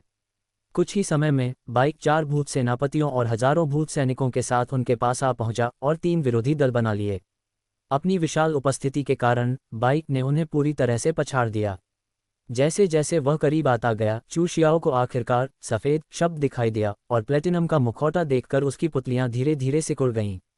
आप वरिष्ठ किंगजुवान तलवार सम्राट, महान सम्राट के खंडहरों में बाइक ऊंचे चबूतरे पर सिंहासन पर बैठकर अखाड़े की प्रतियोगिता की अध्यक्षता कर रहा था। उस समय स्वयं बाई समेत सभी का मानना था कि वह पागल तलवार सम्राट की आत्मा का अंश है। बाई को दोबारा देखकर वह स्वाभाविक रूप से बेहद हैरान रह गया। क्या पवित्र युद्ध 50 वर्ष से कम आयु के लोगों के लिए खुला नहीं होना चाहिए था? आखिर यह हजारों वर्षों से जीवित रहने वाला प्राचीन राक्षस यहाँ कैसे आ गया? अगर ऐसा है तो इस पवित्र युद्ध का क्या मतलब है? वे तो एक छींक से ही खत्म हो जाएंगे। लड़ने का क्या फायदा? चू शियाओ की बातें सुनकर बाइक ने न तो उन्हें स्वीकार किया और न ही इनकार किया। उसने अपने बगल में खड़े आत्मा बंधन भूत सेनापति की ओर देखा। आत्मा बंधन भूत सेनापति समझ गया और उसने हाथ हिलाया। एक विशाल लोहे की जंजीर निकली और सीधे यान झुओ की ओर बढ़ी। जंजीर पर खून से लथपथ 5 सिर लटके हुए थे। पहली नज़र में वे सिरों की एक पिरोई जैसे लग रहे थे। जब यान झुओ ने पांचों को देखा तो उसका चेहरा तुरंत बेहद उदास हो गया। ये पांचों उसके सक्षम सहयोगी थे, सभी अर्धस्तरीय जुबान राजा थे। उसने कभी उम्मीद नहीं की थी कि वे इस तरह चले जाएंगे। इसके अलावा ये पांचों लोग वही थे जिन्हें उसने किंगलान पवित्र भूमि के 3 लोगों को बायलिंग के साथ जाने से रोकने के लिए भेजा था। वे बुरे इरादों से आए हैं। उन्हें स्वाभाविक रूप से विश्वास नहीं हुआ कि उनके सामने खड़ा व्यक्ति किंगजुवान तलवार सम्राट था, क्योंकि यह बिल्कुल असंभव था। उसके सामने अचानक काले पानी की एक बूंद प्रकट हुई, जिसने तेजी से चलती लोहे की जंजीर के एक सिरे को रोक दिया। दोनों बूंदें आपस में टकराईं और लोहे की जंजीर जोर से खड़खड़ाने लगी। उसी समय लोहे की जंजीर पर लटके हुए पांचों सिर जमीन पर गिर पड़े। उनकी निगाहें यान झुओ पर टिकी हुई थीं। उनकी पुतलियां फैली हुई और लाल थीं, मानो मरने से पहले उन्होंने कोई भयानक मंजर देख लिया हो। आत्मा बंधन भूत सेनापति को स्पष्ट रूप से पता था कि इससे यान झुओ को कोई नुकसान नहीं होगा, और सिर गिरने के बाद उसने जंजीरों को वापस खींच लिया, मानो ये कार्रवाई केवल उसे चिढ़ाने के लिए की गई हो। यान झुओ ने पांचों सिरों पर बस एक नज़र डाली, फिर बाइक की ओर देखा और शांत भाव से कहा, महामहिम, यह असीम पवित्र भूमि, काला यम पवित्र भूमि और नीली लहर पवित्र भूमि के बीच का विवाद है। क्या पाताल लोक इसमें हस्तक्षेप करने का इरादा रखता है? मुझे याद है कि पाताल लोक और नीले आत्मा महाद्वीप हमेशा से अपने तक ही सीमित रहे हैं। क्या आपके इस कार्य का अर्थ यह है कि आप नीले आत्मा के मामलों में हस्तक्षेप करना चाहते हैं? इसके अलावा पवित्र युद्ध में पाताल लोक शामिल नहीं लगता है ना। प्लेटिनम के मुखौटे के पीछे शांत निगाहों की एक जोड़ी यानजुओ को गौर से देख रही थी। उसके होठों पर हल्की सी मुस्कान थी। बाई ने उसके सवाल का जवाब नहीं दिया, बल्कि फुसफुसाते हुए कहा, मध्यम स्तर के गहन राजा क्षेत्र तक पहुंचना, 50 वर्ष की आयु से पहले इस स्तर तक पहुंचना प्रभावशाली है। क्या तुम एक एक करके लड़ना चाहते हो या समूह में हाथापाई करना चाहते हो? शांत आवाज के खत्म होते ही न केवल यानजुओ और अन्य लोग स्तब्ध रह गए, बल्कि चू शियाओ भी स्तब्ध रह गया। सरल और सीधा, आमने सामने या समूह में लड़ाई। हालांकि यानजुओ का ध्यान इस पर नहीं था। उसके चौंकने का कारण यह था कि बाई ने एक नज़र में ही उसकी साधना के स्तर को भांप लिया था। या तो उनका साधना स्तर उससे 2 या 3 स्तर ऊपर है, या उनके पास कोई ऐसा खजाना है जो उसके साधना स्तर को जान सकता है। कुछ क्षणों की चुप्पी के बाद यानजुओ ने बाइक के पीछे खड़े हजारों भूत सैनिकों पर नजर डाली। हालांकि वे सभी जुबान मास्टर स्तर के शिखर पर थे, लेकिन इन हजारों सैनिकों की सामूहिक शक्ति बेहद भयावह थी। ये स्पष्ट था कि वे एक ऐसा समूह थे जो अक्सर सहयोग करते थे। यदि उन्हें इनका सामना करना पड़ता तो यहाँ तक कि मध्य स्तरीय जुबान किंग स्तर के साधक के रूप में उन्हें भी कुछ दबाव महसूस होता। आमने सामने, यानजुओ ने ये 2 शब्द कहे, फिर ली फैंग की ओर देखा और अपने चेहरे पर जबरदस्ती एक मुस्कान ला दी, जिसका अर्थ स्पष्ट था। ली फैंग भली भांति जानता था कि यानजुओ चाहता था कि वही जोखिम उठाए, और उसका चेहरा तुरंत गुस्से से लाल हो गया। अगर उसने अभी अभी बाई को ये कहते हुए न सुना होता कि यानजुओ गहन राजा स्तर के मध्य चरण में है, तो शायद वह अब तक पलटवार कर चुका होता। अब उसे केवल अपना अहंकार त्याग कर इसे सहन करना होगा। वह गुर्राया और आगे बढ़ा। उसकी निगाहें बार बार बाइक और चारों भूत सेनापतियों पर घूम रही थीं और सबसे देर तक बाइक पर टिकी रहीं। ऐसा नहीं था कि वह बाइक से आमने सामने लड़ना चाहता था, बल्कि वह अपनी ताकत का प्रदर्शन करना चाहता था। कुछ देर बाद उसने एक उंगली उठाई और दाओ लाओ गुईजियांग की ओर इशारा किया। उसके चेहरे पर अभी भी घमंडी भाव था। तुम बाहर आओ, दाओ लाओ गुईजियांग ने दुष्टतापूर्ण ढंग से हंसते हुए कहा। आधे दिन के नरसंहार के बाद चारों भूत सेनापति शुवानजुन स्तर के शिखर से उठकर शुवानवांग स्तर के अर्धचरण तक पहुंच गए थे। भूत द्वार की रक्षा के लिए भेजे जाने के कारण उनकी योग्यता स्पष्ट थी। भले ही वे शुवानवांग स्तर के अर्धचरण में थे, फिर भी वे शुवानवांग स्तर के शुरुआती प्रतिद्वंद्वी से भयभीत नहीं होते। जैसे ही दाओ लाओ गुईजियांग ली फैंग से लड़ने के लिए आगे बढ़ा, तभी अचानक उसके पीछे से एक हल्की मधुर आवाज आई। तुम लोग वहां क्यों खड़े हो? वह अकेले ही तुम सबका सामना कर रहा है, इसलिए पीछे मत हटो, सब मिलकर उस पर हमला करो। जैसे ही बाइक शब्द सुनाई दिया, दाओ लाओ भूत सेनापति थम गया, मानो उसे लगा कि उसने कुछ गलत सुन लिया है। लेकिन जल्द ही जब उसने जूहुन समेत तीनों भूत सेनापतियों को हजारों भूत सैनिकों का नेतृत्व करते हुए आगे बढ़ते देखा, तो उसे समझ में आया कि क्या हो रहा है, और वह और भी उत्साहित हो गया। चारों भूत सेनापतियों और हजारों भूत सैनिकों ने शक्ति प्रदर्शन किया। ली फैंग तो अचंभित रह ही गया, साथ ही यानजुओ भी चौंक गया। ये नाम जाना पहचाना सा लग रहा है। तुमने कहा था कि तुम आमने सामने की लड़ाई चाहते हो। एक जोरदार गर्जना सुनाई दी और ली फैंग ने गुस्से से लाल चेहरे के साथ बाइक की ओर घूरकर देखा।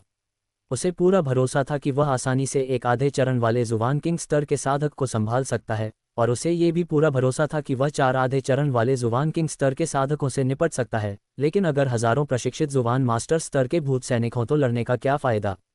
एक भूत के एक ही थूक से वह डूब जाएगा। बाई ने ली फैंग की ओर शांत भाव से देखा और शांत स्वर में कहा, मैंने तुम्हें 2 विकल्प दिए थे, एक एक करके लड़ना या समूह में लड़ना। तुमने एक एक करके लड़ना चुना। ये सुनकर ली फैंग एक पल के लिए स्तब्ध रह गया। आमने सामने की लड़ाई? तो शुरू से ही आमने सामने की लड़ाई और समूह लड़ाई की बात का मतलब या तो एक व्यक्ति अकेले ही उनसे लड़ेगा, या वे सब मिलकर उन पर हमला करेंगे। स्थिति को समझते हुए ली फैंग गुस्से से हंसा, लेकिन वह कुछ नहीं कर सका। वह केवल अपने आदमियों को एकजुट होकर जवाबी हमला करने का आह्वान कर सकता था और यानजुओ की ओर देख रहा था। भाई यान, जल्दी आओ और मदद करो। यानजुओ ने तिरछी नज़र से उसकी ओर देखा और मुस्कुराते हुए कहा, भाई ली, मैं अभी आ रहा हूँ। ली फैंग ने गुस्से में सांस ली और सामने से आ रहे आत्मा बंधनकारी राक्षसों से लड़ने पर ध्यान केंद्रित करने के लिए मुड़ गया। जब ली फैंग ने अपना सिर घुमाया तो यानजुओ की मुस्कान धीरे धीरे गायब हो गई। बिना किसी झिझक के वह मुड़ा और दृढ़ निश्चय के साथ भाग गया। दूसरी ओर बाई यानजुओ की हर हरकत पर कड़ी नजर रखे हुए था। जब उसने यानजुओ को मुड़कर भागते देखा तो बाई ने हल्की सी मुस्कान बिखेरी और वहां से गायब हो गया। Dot dot dot dot dot dot hey tilde, तो तुम मुझसे अकेले में मुकाबला करना चाहते हो, है ना? ली फैंग के कानों में एक भयावह हंसी सुनाई दी और दाओ लाओ गुईजियांग एक पीले जहरीले कोहरे में बदल गया जो उसके चारों ओर घूमने लगा। तुम्हें धिक्कार है, यहां से दफा हो जाओ। ली फैंग दहाड़ा। एक शुरुआती स्तर के जुबान किंग क्षेत्र के साधक के रूप में उसकी आभा कांप उठी क्योंकि उसने अपने चारों ओर घूम रही जहरीली धुंध को दूर करने की कोशिश की। लेकिन वह निराश था। इस झटके से न केवल विषैली धुंध छंटने में नाकाम रही, बल्कि वह और भी करीब आ गई, उसके चारों ओर फैली आध्यात्मिक ऊर्जा की परत को हल्का सा भेदते हुए उसके रोमछिद्रों के रास्ते उसके शरीर में प्रवेश कर गई। अगर ऐसा ही चलता रहा तो उसकी निश्चित मृत्यु हो जाएगी। ली फैंग घबरा गया। उसने यान झुओ की ओर मुड़कर देखा और मदद न करने के लिए उस पर चिल्लाने ही वाला था। भाई यान, तुम कहाँ हो? क्रोध से लेकर आश्चर्य तक एक नज़र में ही पता चल गया कि यान झुओ कहीं भी दिखाई नहीं दे रही थी। ध्यान भटकने के एक क्षण में एक खड़खड़ाहट की आवाज़ सुनाई दी और लोहे की जंजीरों की एक श्रृंखला एक काले इंद्रधनुषी ड्रैगन की तरह ली फैंग के बचाव को भेदते हुए उसकी छाती में घुस गई। छी! त्वचा के फटने की एक तेज आवाज़ सुनाई दी और ली फैंग ने अपनी छाती की ओर देखा। छप छप! जंजीर के दूसरे छोर पर आत्मा को बांधने वाले जानवर ने अचानक जंजीर को खींचा और जंजीर तुरंत सीधी हो गई। इस खिंचाव के कारण ली फैंग का मन बुरी तरह कांप उठा और उसकी आत्मा का एक अंश उसके शरीर से अलग हो गया। सौभाग्य से उसने समय रहते प्रतिक्रिया दी और तुरंत अपने मन को संभाल लिया। लेकिन एक आदमी 4 हाथों से नहीं लड़ सकता। उसने आत्मा को बांधने वाली जंजीरों को स्थिर कर लिया, लेकिन दाओ लाओ भूत सेनापति से निकलने वाली जहरीली धुंध के बारे में चिंता करने का उसके पास समय नहीं था। पीली जहरीली धुंध की हल्की हल्की लपटें उसके शरीर में समा गईं, जिससे ऐसा लग रहा था मानो उसके शरीर से पीला धुआं निकल रहा हो।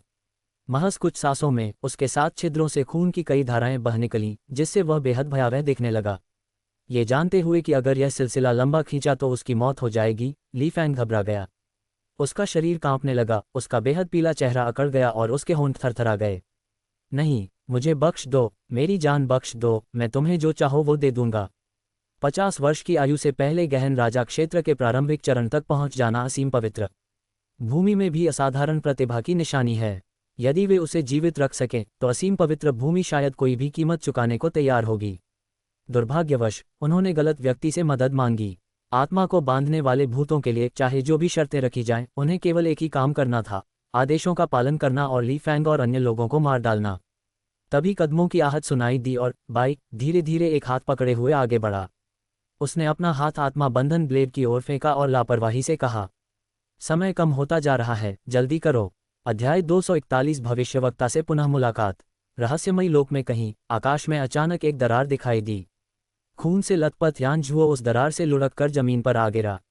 वह भयभीत आंखों से आकाश की ओर देख रहा था, उसकी छाती तेजी से ऊपर नीचे हो रही थी और वह हाँफ रहा था। गहन राजा क्षेत्र का शिखर। इस पवित्र युद्ध में 50 वर्ष से कम आयु का एक असाधारण रूप से प्रतिभाशाली व्यक्ति है जो गहन राजा क्षेत्र के शिखर पर है। इतिहास में पवित्र युद्ध की शुरुआत से लेकर अब तक 50 वर्ष से कम आयु का कोई भी विलक्षण प्रतिभावान व्यक्ति गहन राजा क्षेत्र के शिखर तक नहीं पहुंच पाया है। क्या ये पाताल लोक की शक्तियां थीं? लेकिन बाइक से उसे पाताल लोक से जुड़ी किसी भी चीज का कोई सुराग नहीं मिला। उसकी आंखों में दिख रहा डर धीरे धीरे कम हो गया, लेकिन वह अब भी थोड़ा डरा हुआ था। उसने बाईं ओर अपनी खाली बांह पर एक नज़र डाली। यदि उनके परम स्वामी ने उन्हें गुप्त लोक में प्रवेश करने से पहले जीवन रक्षक खजाना न दिया होता तो वे निश्चित रूप से यहीं मर जाते। धिक्कार है, ये तो मुसीबत की बात है। एक शिखर जुबान किंग स्तर का साधक, इस समय उसका मुकाबला कौन कर सकता है? नहीं, शायद अभी भी नीला ड्रैगन पवित्र भूमि मौजूद है। थोड़ी देर आराम करने के बाद यान झुओ अपने घायल शरीर को घसीटते हुए लंगड़ाते हुए चला गया। Dot dot dot dot dot dot. दूसरी ओर आत्मा बंधन करने वाले जानवरों द्वारा ली फैंग और उसके साथियों को मारने के बाद उन्होंने जल्दी से अपना लूटा हुआ माल इकट्ठा किया और फिर बाई उन्हें अपने अगले लक्ष्य की तलाश में ले गया। एंटी फ्रॉस्ट एलायंस के विपरीत वे फ्रॉस्ट होली लैंड के सभी विरोधी बलों को निशाना बनाते हैं। अगर तुम उसे देखो तो उसे मार डालो। इस पूरी घटना के दौरान बाई और अन्य लोगों ने चू शियाओ को नज़रअंदाज कर दिया और ली फैंग और अन्य लोगों को मारने के बाद वहां से चले गए। इतना ही नहीं, चू शियाओ शुरू से ही पूरी तरह से अचंभित थी, वहां खाली निगाहों से खड़ी होकर उन्हें जाते हुए देखती रही। पवित्र पुत्र। चू शियाओ के पीछे से एक गहरी सांस लेने की आवाज आई। मुड़कर देखने पर उसने उन 3 लोगों को देखा जो बायलिंग के साथ गए थे, जिनमें से एक ने बायलिंग को अपनी पीठ पर उठा रखा था। चू शियाओ के सामने पहुंचकर और उसे ठीक ठाक देखकर वे तीनों काफी उत्साहित हो गए। तुम वापस क्यों आए, हे पवित्र पुत्र? बात कुछ इस प्रकार है, हमारे जाने के बाद हमें काले यम के पवित्र भूभाग के लोगों ने घेर लिया। जब हम हताशा में थे तभी प्लेटिनम का मुखौटा पहने एक व्यक्ति ने उन्हें मार डाला।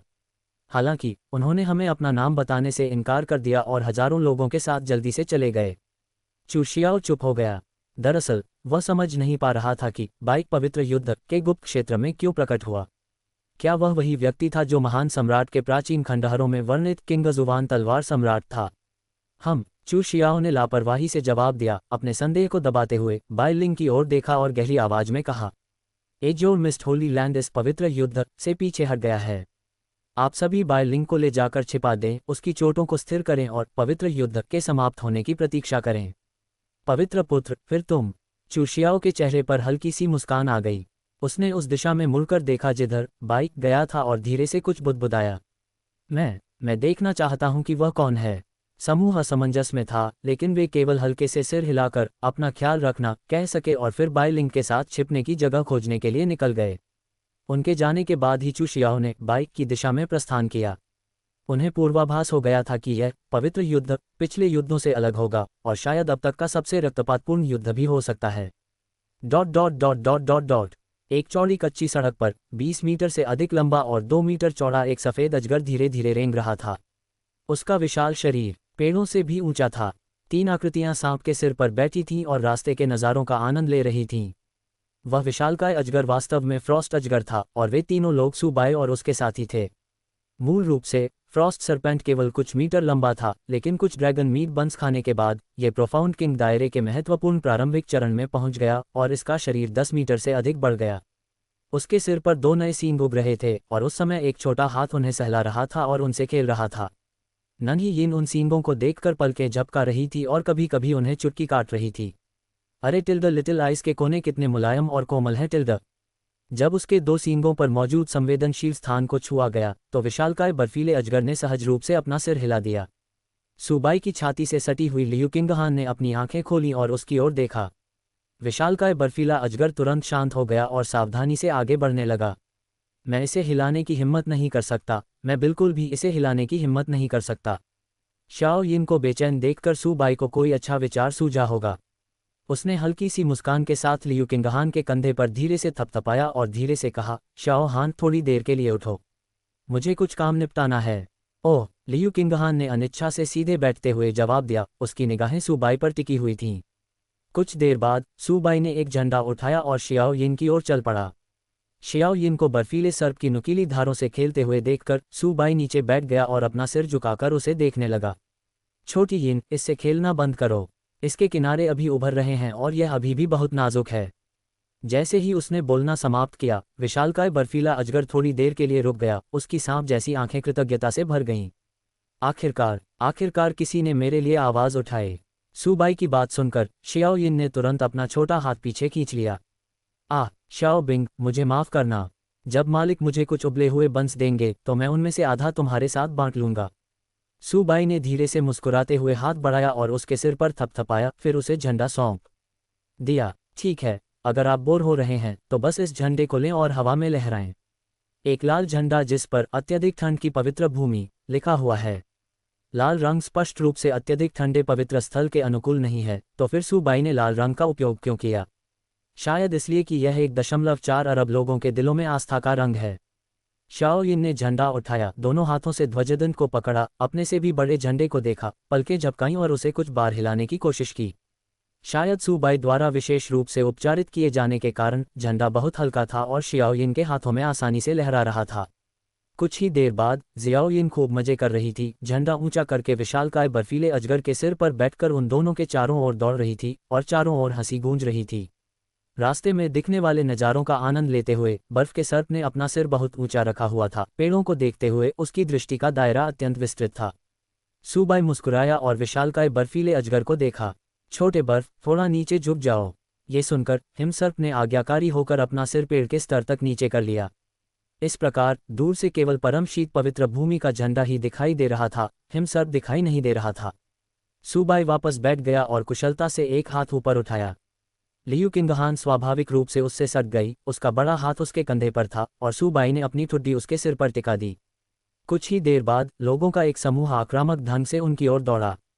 सुबाई ने ऊपर देखा तो पाया कि 1 दर्जन से अधिक लोग शत्रुतापूर्ण निगाहों से सीधे उनकी ओर बढ़ रहे थे। 2 योद्धा गहन सम्राट क्षेत्र के अंतिम चरण में थे और बाकी मध्य से प्रारंभिक चरण में थे। सुबाई के बिना अत्यंत शीत पवित्र भूमि की सेना की तुलना में ये कहीं अधिक शक्तिशाली थी। ये देखकर सू बाई मुस्कुराया, एक हाथ उठाया और अपनी तर्जनी उंगली से उसकी ओर उड़ते हुए लगभग 1 दर्जन लोगों की ओर इशारा किया। लगभग 1 दर्जन लोग जो इतने खतरनाक अंदाज में आए थे, उन्हें इस बात का बिल्कुल भी अंदाजा नहीं था कि क्या हो रहा है, जब अचानक उनके शरीर फट गए और खून की एक बूंद भी पीछे नहीं छूटी। वे एंटी फ्रॉस्ट एलायंस के सदस्य थे और उन्होंने दूर से एक झंडा देखा जिस पर 4 बड़े अक्षरों में लिखा था, अत्यधिक ठंड की पवित्र भूमि। शीत युद्ध विरोधी गठबंधन की नाक के नीचे वे इतनी अकड़ कैसे दिखा सकते हैं? ये बर्दाश्त से बाहर है। इसलिए लगभग 1 दर्जन लोगों ने सू बाई और उसके समूह को सबक सिखाने का फैसला किया। दूसरे व्यक्ति का चेहरा ठीक से देखने से पहले ही उनकी मृत्यु हो गई। उन्हें यह भी पता नहीं चला कि मृत्यु कैसे हुई। अपनी उंगली के एक इशारे से सू बाई ने उन्हें हजारों मीटर दूर से ही मिटा दिया। उसने शांति से अपना हाथ नीचे किया, मानो कुछ हुआ ही न हो, और आराम से अपना गाल लियू किंगहान के सिर पर टिका दिया। उसके चांदी जैसे बालों की प्राकृतिक सुगंध उसकी नाक में भर गई। वह उसका सहारा था और वह उसका सहारा थी। वे एक दूसरे का सहारा थे। शाओ बाई, मैंने पाया तुम बहुत शरारती हो टिल्डर, लियू किंगहान ने धीरे से सू बाई की छाती पर झुकते हुए चंचल मुस्कान के साथ बुदबुदाया। सू बाई ने अपनी निगाहें नीचे करके उसकी ओर देखा और धीरे से मुस्कुराते हुए पूछा, क्या हुआ? लियू किंगहान ने सू बाई की छाती से अपना हाथ हटाया और गंभीरता से उसकी ओर देखा। मैं ये कहना चाह रहा था कि शियाओ यिन को झंडे का इस्तेमाल करके उन्हें लुभाने और फिर उन्हें मारने के लिए कहना आपका दुष्टतापूर्ण कार्य था। लेकिन अब मुझे लगता है कि मुझे इसे सुधारने की जरूरत है। तुम हर तरह से बुरे हो। सू बाई को हंसी आ गई और वह आगे झुककर लियू किंगहान को गिरा दिया। उसने अपना बड़ा हाथ उसकी बगल पर रखा और उसे गुदगुदी करने लगा। बेवकूफ़ शियाओहान, मैंने क्या गलती की? हा, तुम रुक जाओ। लियू किंगहान हंस पड़ी। उसके पैर की उंगलियां बेतहाशा हिल रही थीं। उसके टखनों से बंधी बर्फ की घंटियों से एक मधुर और स्पष्ट ध्वनि निकल रही थी, जो लड़की की हंसी के साथ जंगल में गूंज रही थी। पति, हा, छोटे भाई पति, नहीं, मुझे गुदगुदी मत करो। शियाओहान गलत थी। पतिदेव, कृपया मुझे गुदगुदी मत करो। बिल्कुल नहीं। मुझे बताओ, क्या गड़बड़ है? वाह टिल्डा, मैं बोलूंगा। सू बाई ने लियू किंगहान को दया की भीख मांगने के बाद ही जाने दिया, लेकिन बात यहीं खत्म नहीं हुई। उसने मुस्कुराते हुए उसकी ओर देखा और उसका गाल चुटकी से दबा दिया। बोलकर बताओ, मैं देखना चाहता हूं कि मैंने तुम्हारा क्या बिगाड़ा है। तुम्हारी हिम्मत कैसे हुई अपने पति को बुरा कहने की? लियू किंगहान ने अपना सिर हिलाया। सू बाई द्वारा उसके गालों को चुटकी काटने से छुड़ाया, अपनी बाहों को अपनी छाती पर बांधा और अपना सिर थोड़ा सा झुकाया। टिल्डा, अब भी तुम में ये कहने की हिम्मत है? पिछली बार का वह गॉड ऑफ वॉर प्रोजेक्ट तुम? इस समय लियू किंगहान का चेहरा लाल हो गया और ऐसा लगा जैसे उसके सिर से भाप निकल रही हो। उसकी छोटी गुलाबी नाक हल्की सी फड़क रही थी और वह धीरे से गुनगुना रही थी। अपनी गलती जानते हुए सू बाई ने 2 बार गला साफ किया और बिना पलक झपकाए कहा, यह मायने नहीं रखता। ये सुनकर लियू किंगहान ने सू बाई की ओर देखने के लिए अपना सिर झुकाया, जिससे उसका एक छोटा सा बाघ का दांत दिखाई दिया और अगले ही पल उस पर झपट पड़ी। तुम बदबूदार छोटे सफ़ेद कुत्ते, तुम बड़े बदमाश। इसके बाद लियू किंगहान ने पीछे मुड़कर अपने पीछे बैठे सू बाई पर झपट्टा मारा, उसके बाल पकड़कर पीछे की ओर खींचते हुए गुस्से में कुछ कहा। तुम्हारी हिम्मत कैसे हुई मेरे बाल खींचने की? मैं तुम्हें गंजा कर दूंगा। शायद सू बाई को एहसास हो गया था कि उसके बालों को जकड़ने वाला छोटा हाथ वास्तव में अपनी पकड़ कस रहा है, इसलिए उसने जल्दी से दया की भीख मांगी। शाओहान, मुझ पर दया करो। मुझसे गलती हुई, लेकिन अगली बार मैं इसे फिर से करूंगा। ठीक है, तो मैं तुम्हें गंजा नौसिखिया ही रहने दूंगा। अरे छोटे बदमाश, मैं तुम्हारे सारे बाल नोच डालूंगा। नहीं पत्नी, मैं गलत था। मैं सचमुच गलत था। कृपया मेरी जान बख्श दो। मुझे यकीन है कि आपकी पत्नी नहीं चाहेगी कि उसका पति गंजा हो, है ना? टिल्डर, लियू किंगहान का हाथ अब भी उसके बालों पर था, लेकिन पकड़ पहले से काफी ढीली थी। उसने अपनी छोटी गुलाबी नाक को हिलाया और धीरे से गुनगुनाया। उसकी आवाज में थोड़ी सी अकड़ थी। आपने मुझे क्या कहा था? युवा विवाहित महिला। लियू किंगहान की आंखों में थोड़ी सी आत्मसंतुष्टि झलक गई, लेकिन उसने फिर भी सू बाई को नहीं छोड़ा। वह नीचे झुकी और अपना सिर झुकाकर सू बाई की ओर देखते हुए जानबूझकर बोली, क्या? तुमने क्या कहा? मैंने तो सुना ही नहीं। जियाओहान मेरी पत्नी है। सू बाई की आवाज अचानक गूंज उठी, जंगल में दूर दूर तक सुनाई दी। चिल्लाने के बाद सू बाई ने एक हाथ उठाया और मुस्कुराते हुए अपने बहुत करीब खड़े व्यक्ति के माथे पर धीरे से थपथपाया।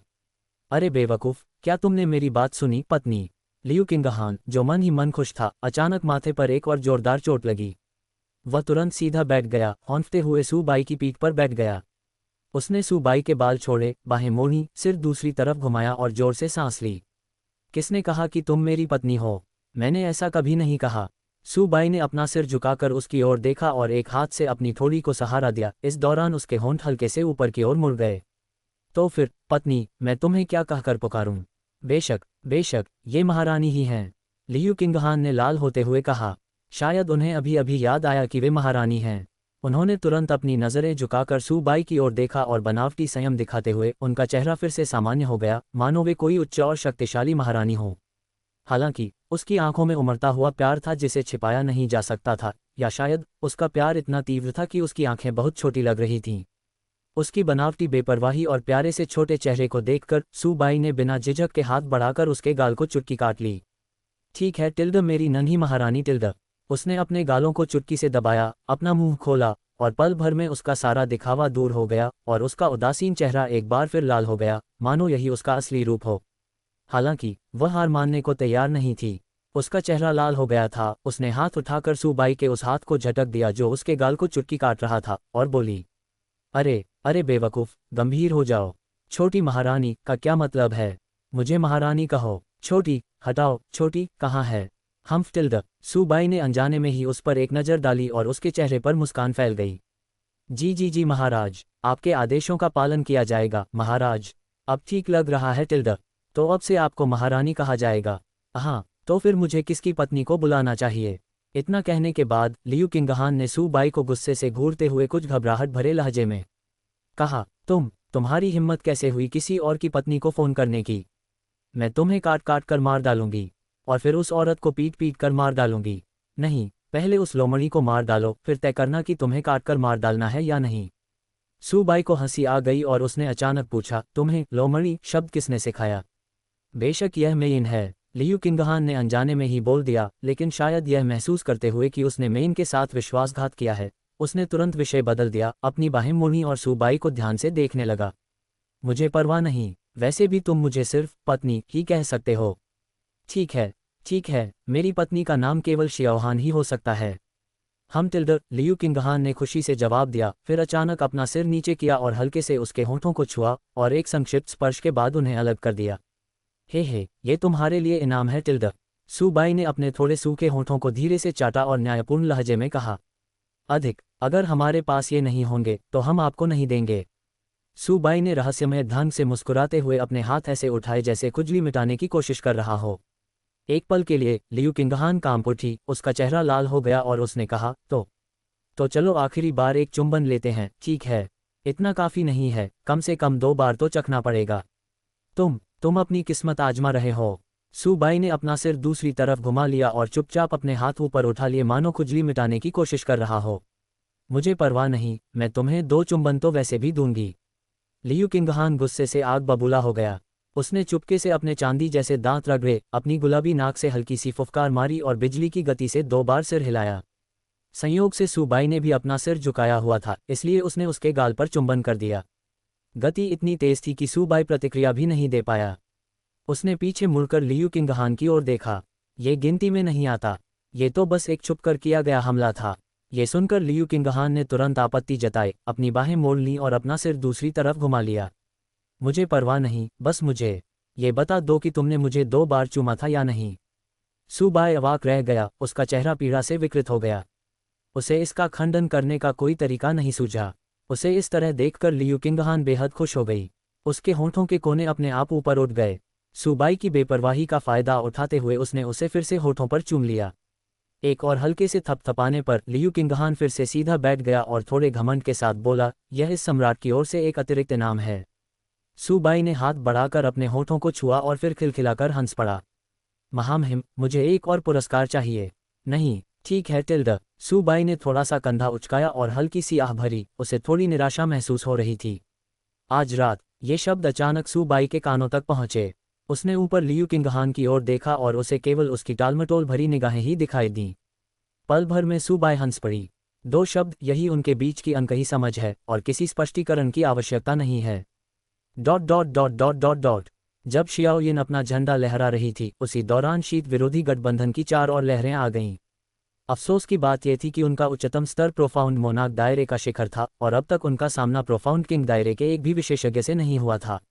ये बात समझ में आती है, 50 वर्ष से कम आयु में गहन सम्राट स्तर तक पहुंचना प्रतिभा और विलक्षण प्रतिभा माना जाता है, और गहन राजा स्तर तक पहुंचना कम से कम एक पवित्र पुत्र के स्तर का होता है। अत्यधिक शीत ऋतु का पवित्र देश कमजोर है और हजारों वर्ष पूर्व कोई भी पवित्र पुत्र बनने में सक्षम नहीं था। चूंकि अत्यधिक शीत ऋतु का पवित्र देश एक पवित्र पुत्र की स्थापना करना चाहता है, इसलिए वह इच्छुक तो है पर असमर्थ है। इस वर्ष की ही तरह सू बाई के अलावा, जो बेहद शक्तिशाली है, एकमात्र उत्कृष्ट व्यक्ति युए वुयान है, जो गहन सम्राट क्षेत्र के अंतिम चरण में है। जैसे जैसे शाम ढलने लगी, शियाओ यिन, जो पहले ही खेलते खेलते थक चुकी थी, विशाल बर्फीले अजगर के सिर पर आराम से लेट गई, जबकि सुबाई ने आध्यात्मिक ऊर्जा का उपयोग करके उनके सिर के ऊपर झंडा फहरा दिया, जिससे वह बेहद स्पष्ट दिखाई देने लगा। रास्ते में राहगीरों ने उन्हें स्वाभाविक रूप से देखा, लेकिन जब तक उन्होंने सू बाय और उसके समूह के प्रति शत्रुता नहीं दिखाई, सू बाय आमतौर पर उन पर हमला नहीं करता था। बर्फ के विशालकाय अजगर का मिशन सू बाय और उसके साथियों को अगले 2 दिनों में पूरे रहस्यमय क्षेत्र का भ्रमण कराना था। दरअसल वह भी काफी निराश था। जो लोग मौके की तलाश में बेताब होकर आ रहे थे, वे सब क्यों मौके की तलाश में इधर उधर घूम रहे थे, जबकि सू बाय और उसके 2 साथी पर्यटकों की तरह आराम से टहल रहे थे। वे सुबह से शाम तक घूमते रहे। गहन राजा स्तर के प्रारंभिक चरण में मौजूद एक राक्षसी जीव, हिमदैत्य अजगर की प्रभावशाली उपस्थिति के कारण उन्हें किसी भी राक्षसी जीव द्वारा बिना कारण के उन्हें उकसाने की चिंता करने की कोई आवश्यकता नहीं थी। जहां तक मनुष्यों की बात है, जो शत्रुतापूर्ण होते हैं उन्हें दूर से ही मार दिया जाता है, जबकि जो शत्रुतापूर्ण नहीं होते उनसे हर कीमत पर बचा जाता है। इस प्रकार रास्ते भर उन तीनों ने शांतिपूर्ण और सुखद जीवन का आनंद लिया, रास्ते के नज़ारों की सराहना की और एक शानदार समय बिताया। जैसे जैसे शाम ढलने लगी, जो दिन के अंत और रात के आगमन का संकेत था, सू बाई ने विशालकाय बर्फीले अजगर को देखा और धीरे से हंसते हुए कहा, छोटे बर्फ, चलो आराम करने के लिए कोई जगह ढूंढते हैं। चूंकि उन्होंने नज़ारों का आनंद लेने का फैसला किया है, इसलिए वे निश्चित रूप से दिन के समय ही ऐसा करेंगे, और फिर उन्हें रात में ठीक से आराम करने के लिए कोई जगह ढूंढनी होगी। ओमेगा, अरे नहीं, मेरा मतलब है आराम करने के लिए। फुफकार टिल्डा। आदेश मिलते ही फ्रॉस्ट पाइथन ने अपनी जीभ बाहर निकाली। गुप्त लोक में पले बड़े होने के कारण वह उस लोक के हर हिस्से से भली भांति परिचित था। फिर वह सू बाय और बाकी दोनों को आराम करने के लिए एक अपेक्षाकृत आरामदायक जगह पर ले गया। तभी एक कोमल सी चीख सुनाई दी, अरे लंपट चोर, तुम कहाँ जा रहे हो? अभूतपूर्व क्रोध से भरी उस लड़की की आवाज़ दूर से सू बाई के कानों तक पहुंची। इसके तुरंत बाद एक और आवाज़ आई, हीरोइन, ओह, ये सब गलतफहमी है, ये सब गलतफहमी है। शियाओ ने नदी किनारे एक छोटा सा पक्षी देखा और उसे उठा लिया। नहीं, मैंने उसे उसके मालिक को ढूंढने में मदद करने के लिए उठाया। मुझे पता ही नहीं था कि यह तुम्हारा है, और मुझे ये भी नहीं पता था कि तुम नदी में नहा रहे थे। चुप रहो, हे, ठीक है, ठीक है, चुप रहो, नन्ही ताओवादी। अपना हथियार नीचे रख दो, नायिका। चलो इस बारे में बात करते हैं। मैं तुम्हारी माँ को बातों से मार डालूंगा। अगर मैंने तुम्हें इसे अपनी जेब में डालते हुए न देखा होता तो मैं सचमुच तुम्हारी बकवास पर विश्वास कर लेता। छी, नरक में जाओ। सू बाई ने आवाज़ की दिशा में देखे बिना नहीं रह सका, पर वहाँ कोई नहीं था। इसके बजाय उस दिशा में लपटें उठ रही थीं, जिसके बाद एक जोरदार फीनिक्स की चीख आकाश में गूंज उठी। तुरंत बाद जंगल आग के गोले से जलकर राख हो गया। कुछ दूरी से भी सू बाई को भीषण गर्मी महसूस हो रही थी। सिंदूरी पक्षी के पवित्र लोक से, सू बाई ने धीरे से कहा। ज्वालाओं में इतनी शक्ति थी और उपयोगकर्ता अभी गहन राजा स्तर के शुरुआती चरण में ही था। वे निश्चित रूप से सिंदूरी पक्षी के पवित्र लोक से ही आए थे। उसे बस यह आश्चर्य हो रहा था कि कौन बदनसीब कमीना किसी को नहाते हुए ताकने की हिम्मत कर रहा है। हम स्नान करते हुए ताक झांक करने की बात करते हुए उसे याद आया कि जब वे महान सम्राट के खंडहरों में थे, तब जूनी एर ने उसे एक विकृत गुरु शिष्य जोड़ी के बारे में बताया था, जो किंगलान पवित्र भूमि की एक महिला पूर्वज को स्नान करते हुए ताक झांक कर रहे थे। बिना किसी स्पष्ट कारण के सू बाई के मन में सबसे पहला विचार आया, क्या ये फिर से तियान सुवानजी हो सकती है? और वो आवाज़ अगर 100% नहीं तो कम से कम 99% मिलती जुलती है।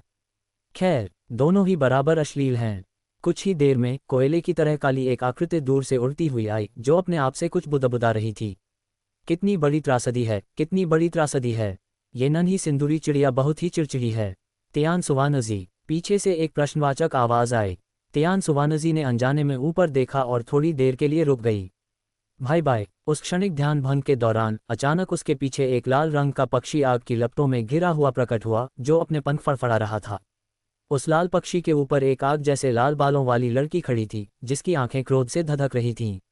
वह तियान सुवानजी को घूर रही थी, उस पर उंगली उठाकर गुस्से से चिल्ला रही थी, इस कमीने को जलाकर मार डालो। तियान सुवानजी बिना किसी स्पष्ट कारण के काम पर उठा। उसने जल्दबाजी में पीछे मुड़कर देखा और घबराहट में सूबाई की ओर दौड़ पड़ा। उसके चेहरे से साफ आंसुओं की 2 धाराएं बह रही थीं। भाई बाई, कृपया मुझे बचाओ। मैं आज रात इस अध्याय में 6000 शब्द जोड़ूंगा। सबसे पहले, कई समीक्षाओं के बाद और जब मैं लगभग अपनी सहनशक्ति की सीमा पर पहुंच चुका था। आखिरकार आज किताब प्रकाशित हो गई है। मैं कल सामान्य रूप से अपडेट करूंगा और फिर अगले महीने की पहली तारीख को पहले हटाए गए अधिकांश भाग को संशोधित करूंगा। मैं आपसे एक छोटा सा मुफ्त उपहार मांग रही हूँ। मैं कुछ दिनों से वहाँ हूँ और मुझे कुछ खास कमाई नहीं हुई है। मुझे ये भी नहीं पता कि मुझे आगे कोई कमीशन मिलेगा या नहीं। अगर मिल जाए तो मैं आपकी बहुत आभारी रहूंगी। अध्याय 242 सिंदूरी पक्षी का पवित्र भूभाग झूलिंग। सूबाई उठ खड़ा हुआ और सांप के सिर पर खड़ा हो गया, जबकि लियू किंगहान उसके पीछे खड़ी होकर अचंभित शाओयिन का हाथ पकड़े हुए थी। कुछ ही देर में तियान सुवानजी सूबाई के सामने आ गया, हवा में ही घुटनों के बल बैठ गया और फिसलते हुए उसके पैर को गले लगा लिया। उसके चेहरे से नाक बह रही थी और आंसू बह रहे थे। भाई बाय, आपको अंदाजा भी नहीं है कि उन्होंने कितना अन्याय सहा। ये चालाक लड़की किसी पर अपने अंडरवियर चुराने का आरोप लगाने पर तुली हुई है। कितनी दुर्भाग्यपूर्ण बात है। सूबाई के चेहरे पर हल्की सी झंझनाहट हुई। उसने तियान सुवानजी की ओर देखा, जो कोयले की तरह काला पड़ गया था। वह अभी भी पहले जैसा ही था। उसे घटिया कहना अब काफी नहीं था। अचानक सूबाई धीरे से नीचे बैठ गया, तियान सुवानजी की जेब में हाथ डाला, लाल कपड़े का एक टुकड़ा पकड़ा और उसमें से एक छोटा सा अंडरगारमेंट निकाला। सूबाई ने बनावटी मुस्कान के साथ कहा, हाँ, तुमने उसका अंडरवियर नहीं, उसका अंडरगारमेंट चुराया है। ओह, तियान सुवानजी एक पल के लिए रुकी, फिर सूबाई को आंख मारी। अगर मैं कहूं कि यह एक गलतफहमी थी, तो क्या आप तब भी मुझ पर विश्वास करेंगे? सूबाई ने बिना कुछ कहे मुस्कुरा दिया। इसी क्षण झूलिंग भी वहां पहुंच गई और सूबाई के ठीक सामने एक लाल पक्षी पर खड़ी होकर तियान सुवानजी को गुस्से से घूरते हुए रुक गई। एक धधकती लाल पोशाक ने उसके सुडौल शरीर को ढक रखा था, जिससे उसकी सुडौल आकृतियां और भी आकर्षक लग रही थीं। उसके माथे पर एक छोटी सी लौ जैसी आकृति सजीव प्रतीत हो रही थी, मानो वह अपनी मालकिन के क्रोध के साथ नृत्य कर रही हो। झूलिंग को देखते ही सूबाई ने उसकी पहचान का अनुमान लगा लिया। वह सिंदूरी पक्षी पवित्र भूमि की पवित्र कन्या थी। जब वे वहां पहुंचे थे तब उसने चारों पवित्र भूमियों की सूची पर एक नज़र डाली थी और झूलिंग सिंदूरी पक्षी पवित्र भूमि के शिष्यों के सामने खड़ी थी। झूलिंग की निगाह तियान सुवानजी से हटकर सूबाई के हाथ और फिर लाल अंतर्वस्त्र पर टिक गई। उस पल ऐसा लगा मानो उसकी आंखों के कोनों से 2 लपटें टिमटिमा रही हों। तो हेलम पर चोर, तुम्हारा कोई साथी भी है ना? सूबाई ने तियान सुवानजी की ओर तिरछी नजर डाली, फिर कमरबंद को लिए आध्यात्मिक ऊर्जा का एक हल्का सा अंश झूलिंग की ओर उड़ गया और मुस्कुराते हुए कहा, मिस, यहाँ जरूर कोई गलतफहमी हुई होगी, है ना? गलतफहमी? झूलिंग गुस्से से हंस पड़ी, लेकिन सौभाग्य से सूबाई ने अंडरगारमेंट लौटा दिया, इसलिए उसे अब कोई जल्दी नहीं थी। उसने ठंडी सांस ली और तियान सुवानजी को गुस्से से घूरने लगी। इधर आओ, तुम लंपट चोर, मुझे बताओ कि तुमने मेरा अंतर्वस्त्र कैसे ढूंढा? ये सुनकर तियान सुवानजी थोड़ा पीछे हट गई और कुछ शर्मिंदा होकर बोली, मैं बस नदी किनारे टहल रही थी, तभी मुझे वहां एक पेट की पट्टी पड़ी दिखी और मैंने उसे उठा लिया। नहीं, मतलब दयाभाव से। मैंने आवाज़ भी लगाई पर किसी ने जवाब नहीं दिया, और मेरे पास एक अंडरपैंट भी नहीं थी, तो मैंने सोचा कि मैं इसे काटकर पहन लूंगी। किसे पता था कि यह तुम्हारा है? उसके बोलने से पहले ही लड़की के दांत पीसने की आवाज़ सुनाई देने लगी। तुम व्यभिचारी बदमाश, मरने के लिए तैयार हो जाओ।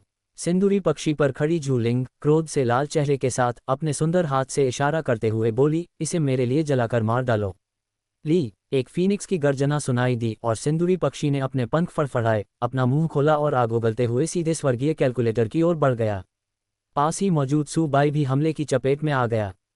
सूबाई ने बेबसी से आह भरी, अपना हाथ हिलाया और उसके सामने एक अदृश्य अवरोध प्रकट हो गया, जिसने आसानी से आग की लपटों को रोक दिया। सूबाई की उपस्थिति को भांपते ही झूलिंग तुरंत शांत हो गई और उसने विशालकाय बर्फीले अजगर के सिर के ऊपर लगे झंडे की ओर देखा। अत्यधिक शीत भूमि ने 50 वर्ष से कम आयु का ऐसा विलक्षण प्रतिभावान व्यक्ति कब उत्पन्न किया जो गहन राजा क्षेत्र के शिखर पर है? सूबाई ने झूलिंग के सवाल का जवाब दिए बिना धीरे से मुस्कुराते हुए हल्के से हंसते हुए कहा, श्रीमती, क्यों न हम शांति से बात करें और देखें कि इस समस्या का समाधान कैसे निकाला जा सकता है। तुम सिंदूरी पक्षी पवित्र भूमि की पवित्र कन्या और स्वर्गीय रहस्य पवित्र भूमि के पवित्र पुत्र हो। आपस में लड़ना और एक दूसरे को मारना तुम्हारी पवित्र भूमि के लिए अच्छा नहीं है ना? सूबाई की बातें सुनकर झूलिंग ने थोड़ा सा भौहें सिकुड़ी और वहां बैठी तियान सुवानजी की ओर देखने लगी। तियान सुवानजी ने झूलिंग की निगाह को भांप लिया और मुस्कुराते हुए अपना सिर ऊपर उठाया। वह स्वर्गिक रहस्य पवित्र भूमि का पवित्र पुत्र। जू लिंग ने भौहें चढ़ाते हुए लगभग अपनी बात पूरी ही की थी कि फिर जैसे उसे कुछ याद आया हो, उसने गंभीर भाव से बोलना जारी रखा। तुम सचमुच एक व्यभिचारी बदमाश हो।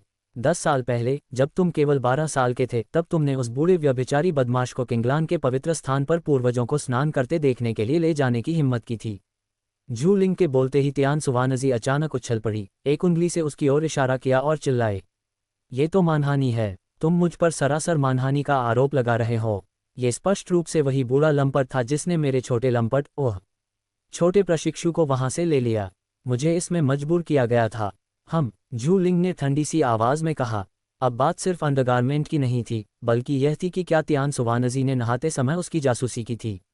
बोलो, तुमने क्या देखा? तियान सुवानजी, हालांकि आश्वस्त नहीं थी, उसने पलटकर कहा, मैंने कुछ नहीं देखा। तुम्हारी उस छोटी पहाड़ी में ऐसा क्या दिलचस्प है? ये सुनकर उसके बगल में खड़े सूबाई भी उसकी ओर देखने से खुद को रोक नहीं पाए और मन ही मन उसे शाबाशी दी। ये तो सचमुच एक योद्धा है।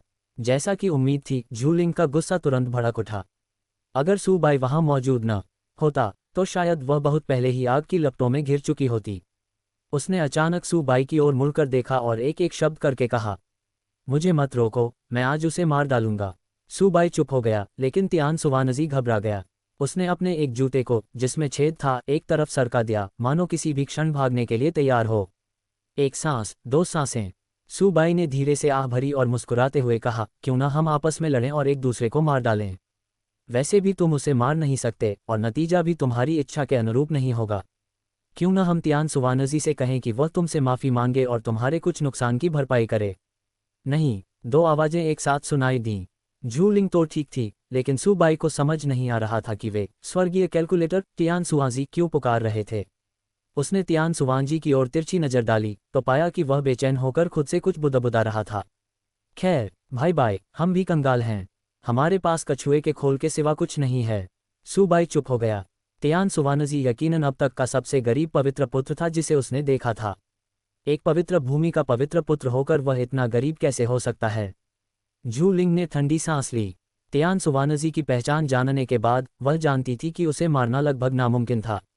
हालांकि तियानजी पवित्र भूमि के शिष्य युद्ध में कुशल नहीं थे, लेकिन वे बिजली को आकर्षित करने में माहिर थे।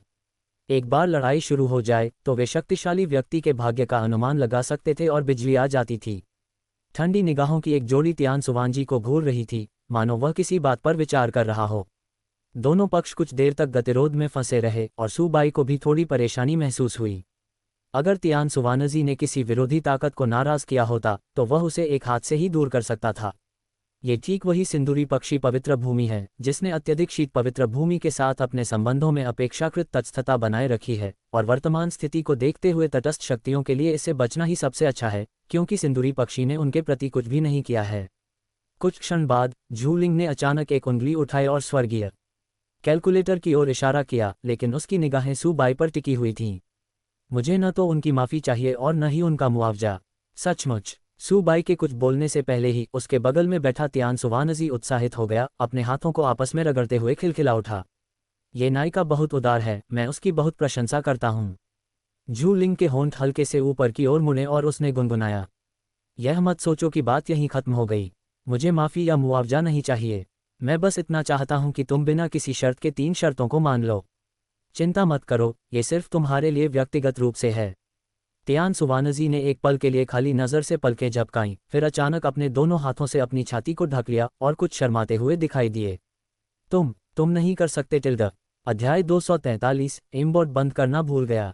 पल भर में जू लिंग का चेहरा गुस्से से लाल हो गया, उसके दांत आपस में किटकिटाने लगे और उसने दांत पीसते हुए कहा, पहली बात तो यह है कि तुम 1 महीने तक मेरे सेवक रहोगे और मेरे आदेशों का पालन करोगे। ये स्वीकार्य नहीं है। तियान सुवानजी ने बिना सोचे समझे इनकार कर दिया और धार्मिक लहजे में कहा, आप मेरी व्यक्तिगत स्वतंत्रता छीन रहे हैं। मैं, स्वर्गिक रहस्य पवित्र भूमि का पवित्र पुत्र, किसी और का सेवक कैसे हो सकता हूँ? जू लिंग ने तियान सुवांजी के प्रतिरोध को नज़रअंदाज करते हुए सीधे सूबाई की ओर देखा, क्योंकि वह जानती थी कि अब वही प्रभारी है, और अगर वह न होता तो वह पहले ही लड़ना शुरू कर चुकी होती। जो कोई भी उसे नहाते समय झांकने की हिम्मत करेगा, उसे इस बात पर कोई अधिकार नहीं होगा कि स्वर्गीय कैलकुलेटर स्वर्गीय रहस्यों की पवित्र भूमि से है या नहीं। कुछ क्षणों की चुप्पी के बाद सूबाई ने मुस्कुराते हुए कहा, 3 शर्तें स्वीकार्य हैं, लेकिन हमें वास्तविक स्थिति के आधार पर अपना सर्वश्रेष्ठ प्रदर्शन करना होगा। भाई बाई टिल्ड ओह नहीं टिल्ड टिल्ड। तियान सुवानजी घबरा गई, सूबाई की ओर मुड़ी और दयनीय भाव से पलकें झपकाईं। सूबाई ने कंधे उचकाते हुए बेबसी से कहा, मैं कुछ नहीं कर सकता। तुम्हें किसने कहा कि नहाते हुए लोगों को ताक झांक करो? मैंने नहीं उठाया, कसम से, मैंने सचमुच ही वह अंडरगारमेंट उठाया था। अगर मैं झूठ बोल रहा हूं तो मुझ पर बिजली गिर पड़े। सूबाई के होंठ हल्के से फड़फड़ाए। बिजली का झटका लगा। अगर कोई आम इंसान ऐसी कसम खाता तो शायद उसे थोड़ा यकीन होता, लेकिन तियान सुवानजी के लिए बिजली का झटका लगना आम बात थी। दूसरी ओर सूबाई की सहमति मिलने के बाद झू लिंग के चेहरे के भाव काफी नरम पड़ गए और उसने अपनी बाहें मोड़कर धीरे से गुनगुनाना शुरू कर दिया। क्या तुम आकर अपनी माँ को श्रद्धांजलि नहीं दोगे? तियान सुवानजी ने झू लिंग की ओर एक नज़र डाली, फिर कड़वे भाव से सूबाई की ओर देखा। भाई बाई, मैं आपके लिए बस इतना ही कर सकता हूँ, सूबाई ने थोड़ी बेबसी भरी मुस्कान के साथ सिर हिलाते हुए कहा। आगे बढ़िए। सच्चा मर्द झुक सकता है और खुद को फैला सकता है, खासकर जब सामने वाली बेहद खूबसूरत हो। हमें कोई नुकसान नहीं होगा। तियान सुवानजी ने भौहें चढ़ाकर तिरछी नज़र से झू लिंग की ओर देखा और बुदबुदाया, ये बिल्कुल भी सुंदर नहीं है, ये तो स्पष्ट रूप से एक शेरनी है। सिंदूरी पक्षी ज्वाला, इस कमीने को जलाकर राख कर दो। एक भयंकर चीख सुनाई दी, जिससे तियान सुवानजी इतना चौंक गया कि वह मुड़कर झू लिंग की ओर दौड़ पड़ा। उसके चेहरे पर चापलूसी भरी मुस्कान थी। ओह मेरी प्यारी चाची, मैं आपको श्रद्धांजलि अर्पित करने आया हूँ। झू लिंग से कुछ ही दूरी पर पहुंचकर तियान सुवानजी ने एक बार फिर अपना खास करतब दिखाया, जो इतना कुशल था कि दिल पिघल गया। वह हवा में ही घुटनों के बल बैठ गया, झू लिंग के सामने सरक गया और अपनी आस्तीन से उसके जूते पोंछ दिए। झू लिंग ने अपनी बाहों को अपनी छाती पर बांध लिया, दो धीमी गुनगुनाहट की आवाजें निकाली और बेहद विनम्र तियान सुवानजी की ओर देखा। हालांकि ठीक उसी समय जब तियान सुवानजी पहुंच रहा था, उसने अचानक अनजाने में ऊपर देखा और महसूस किया कि वह उस बेकार ऑटो एमिंग फंक्शन को बंद करना भूल गया था। पल भर में झू लिंग की निगाहें खालीपन से गुस्से में बदल गईं और उसका खूबसूरत चेहरा लाल हो गया। मैं तुम्हें मार दूंगा। जैसे ही उसने बोलना समाप्त किया, तियान सुवानजी भागने लगा। उसके पीछे से खून की दो धाराएं हवा में लहराती हुई उसके भागने के रास्ते पर एक पतली रेखा में मिल गईं।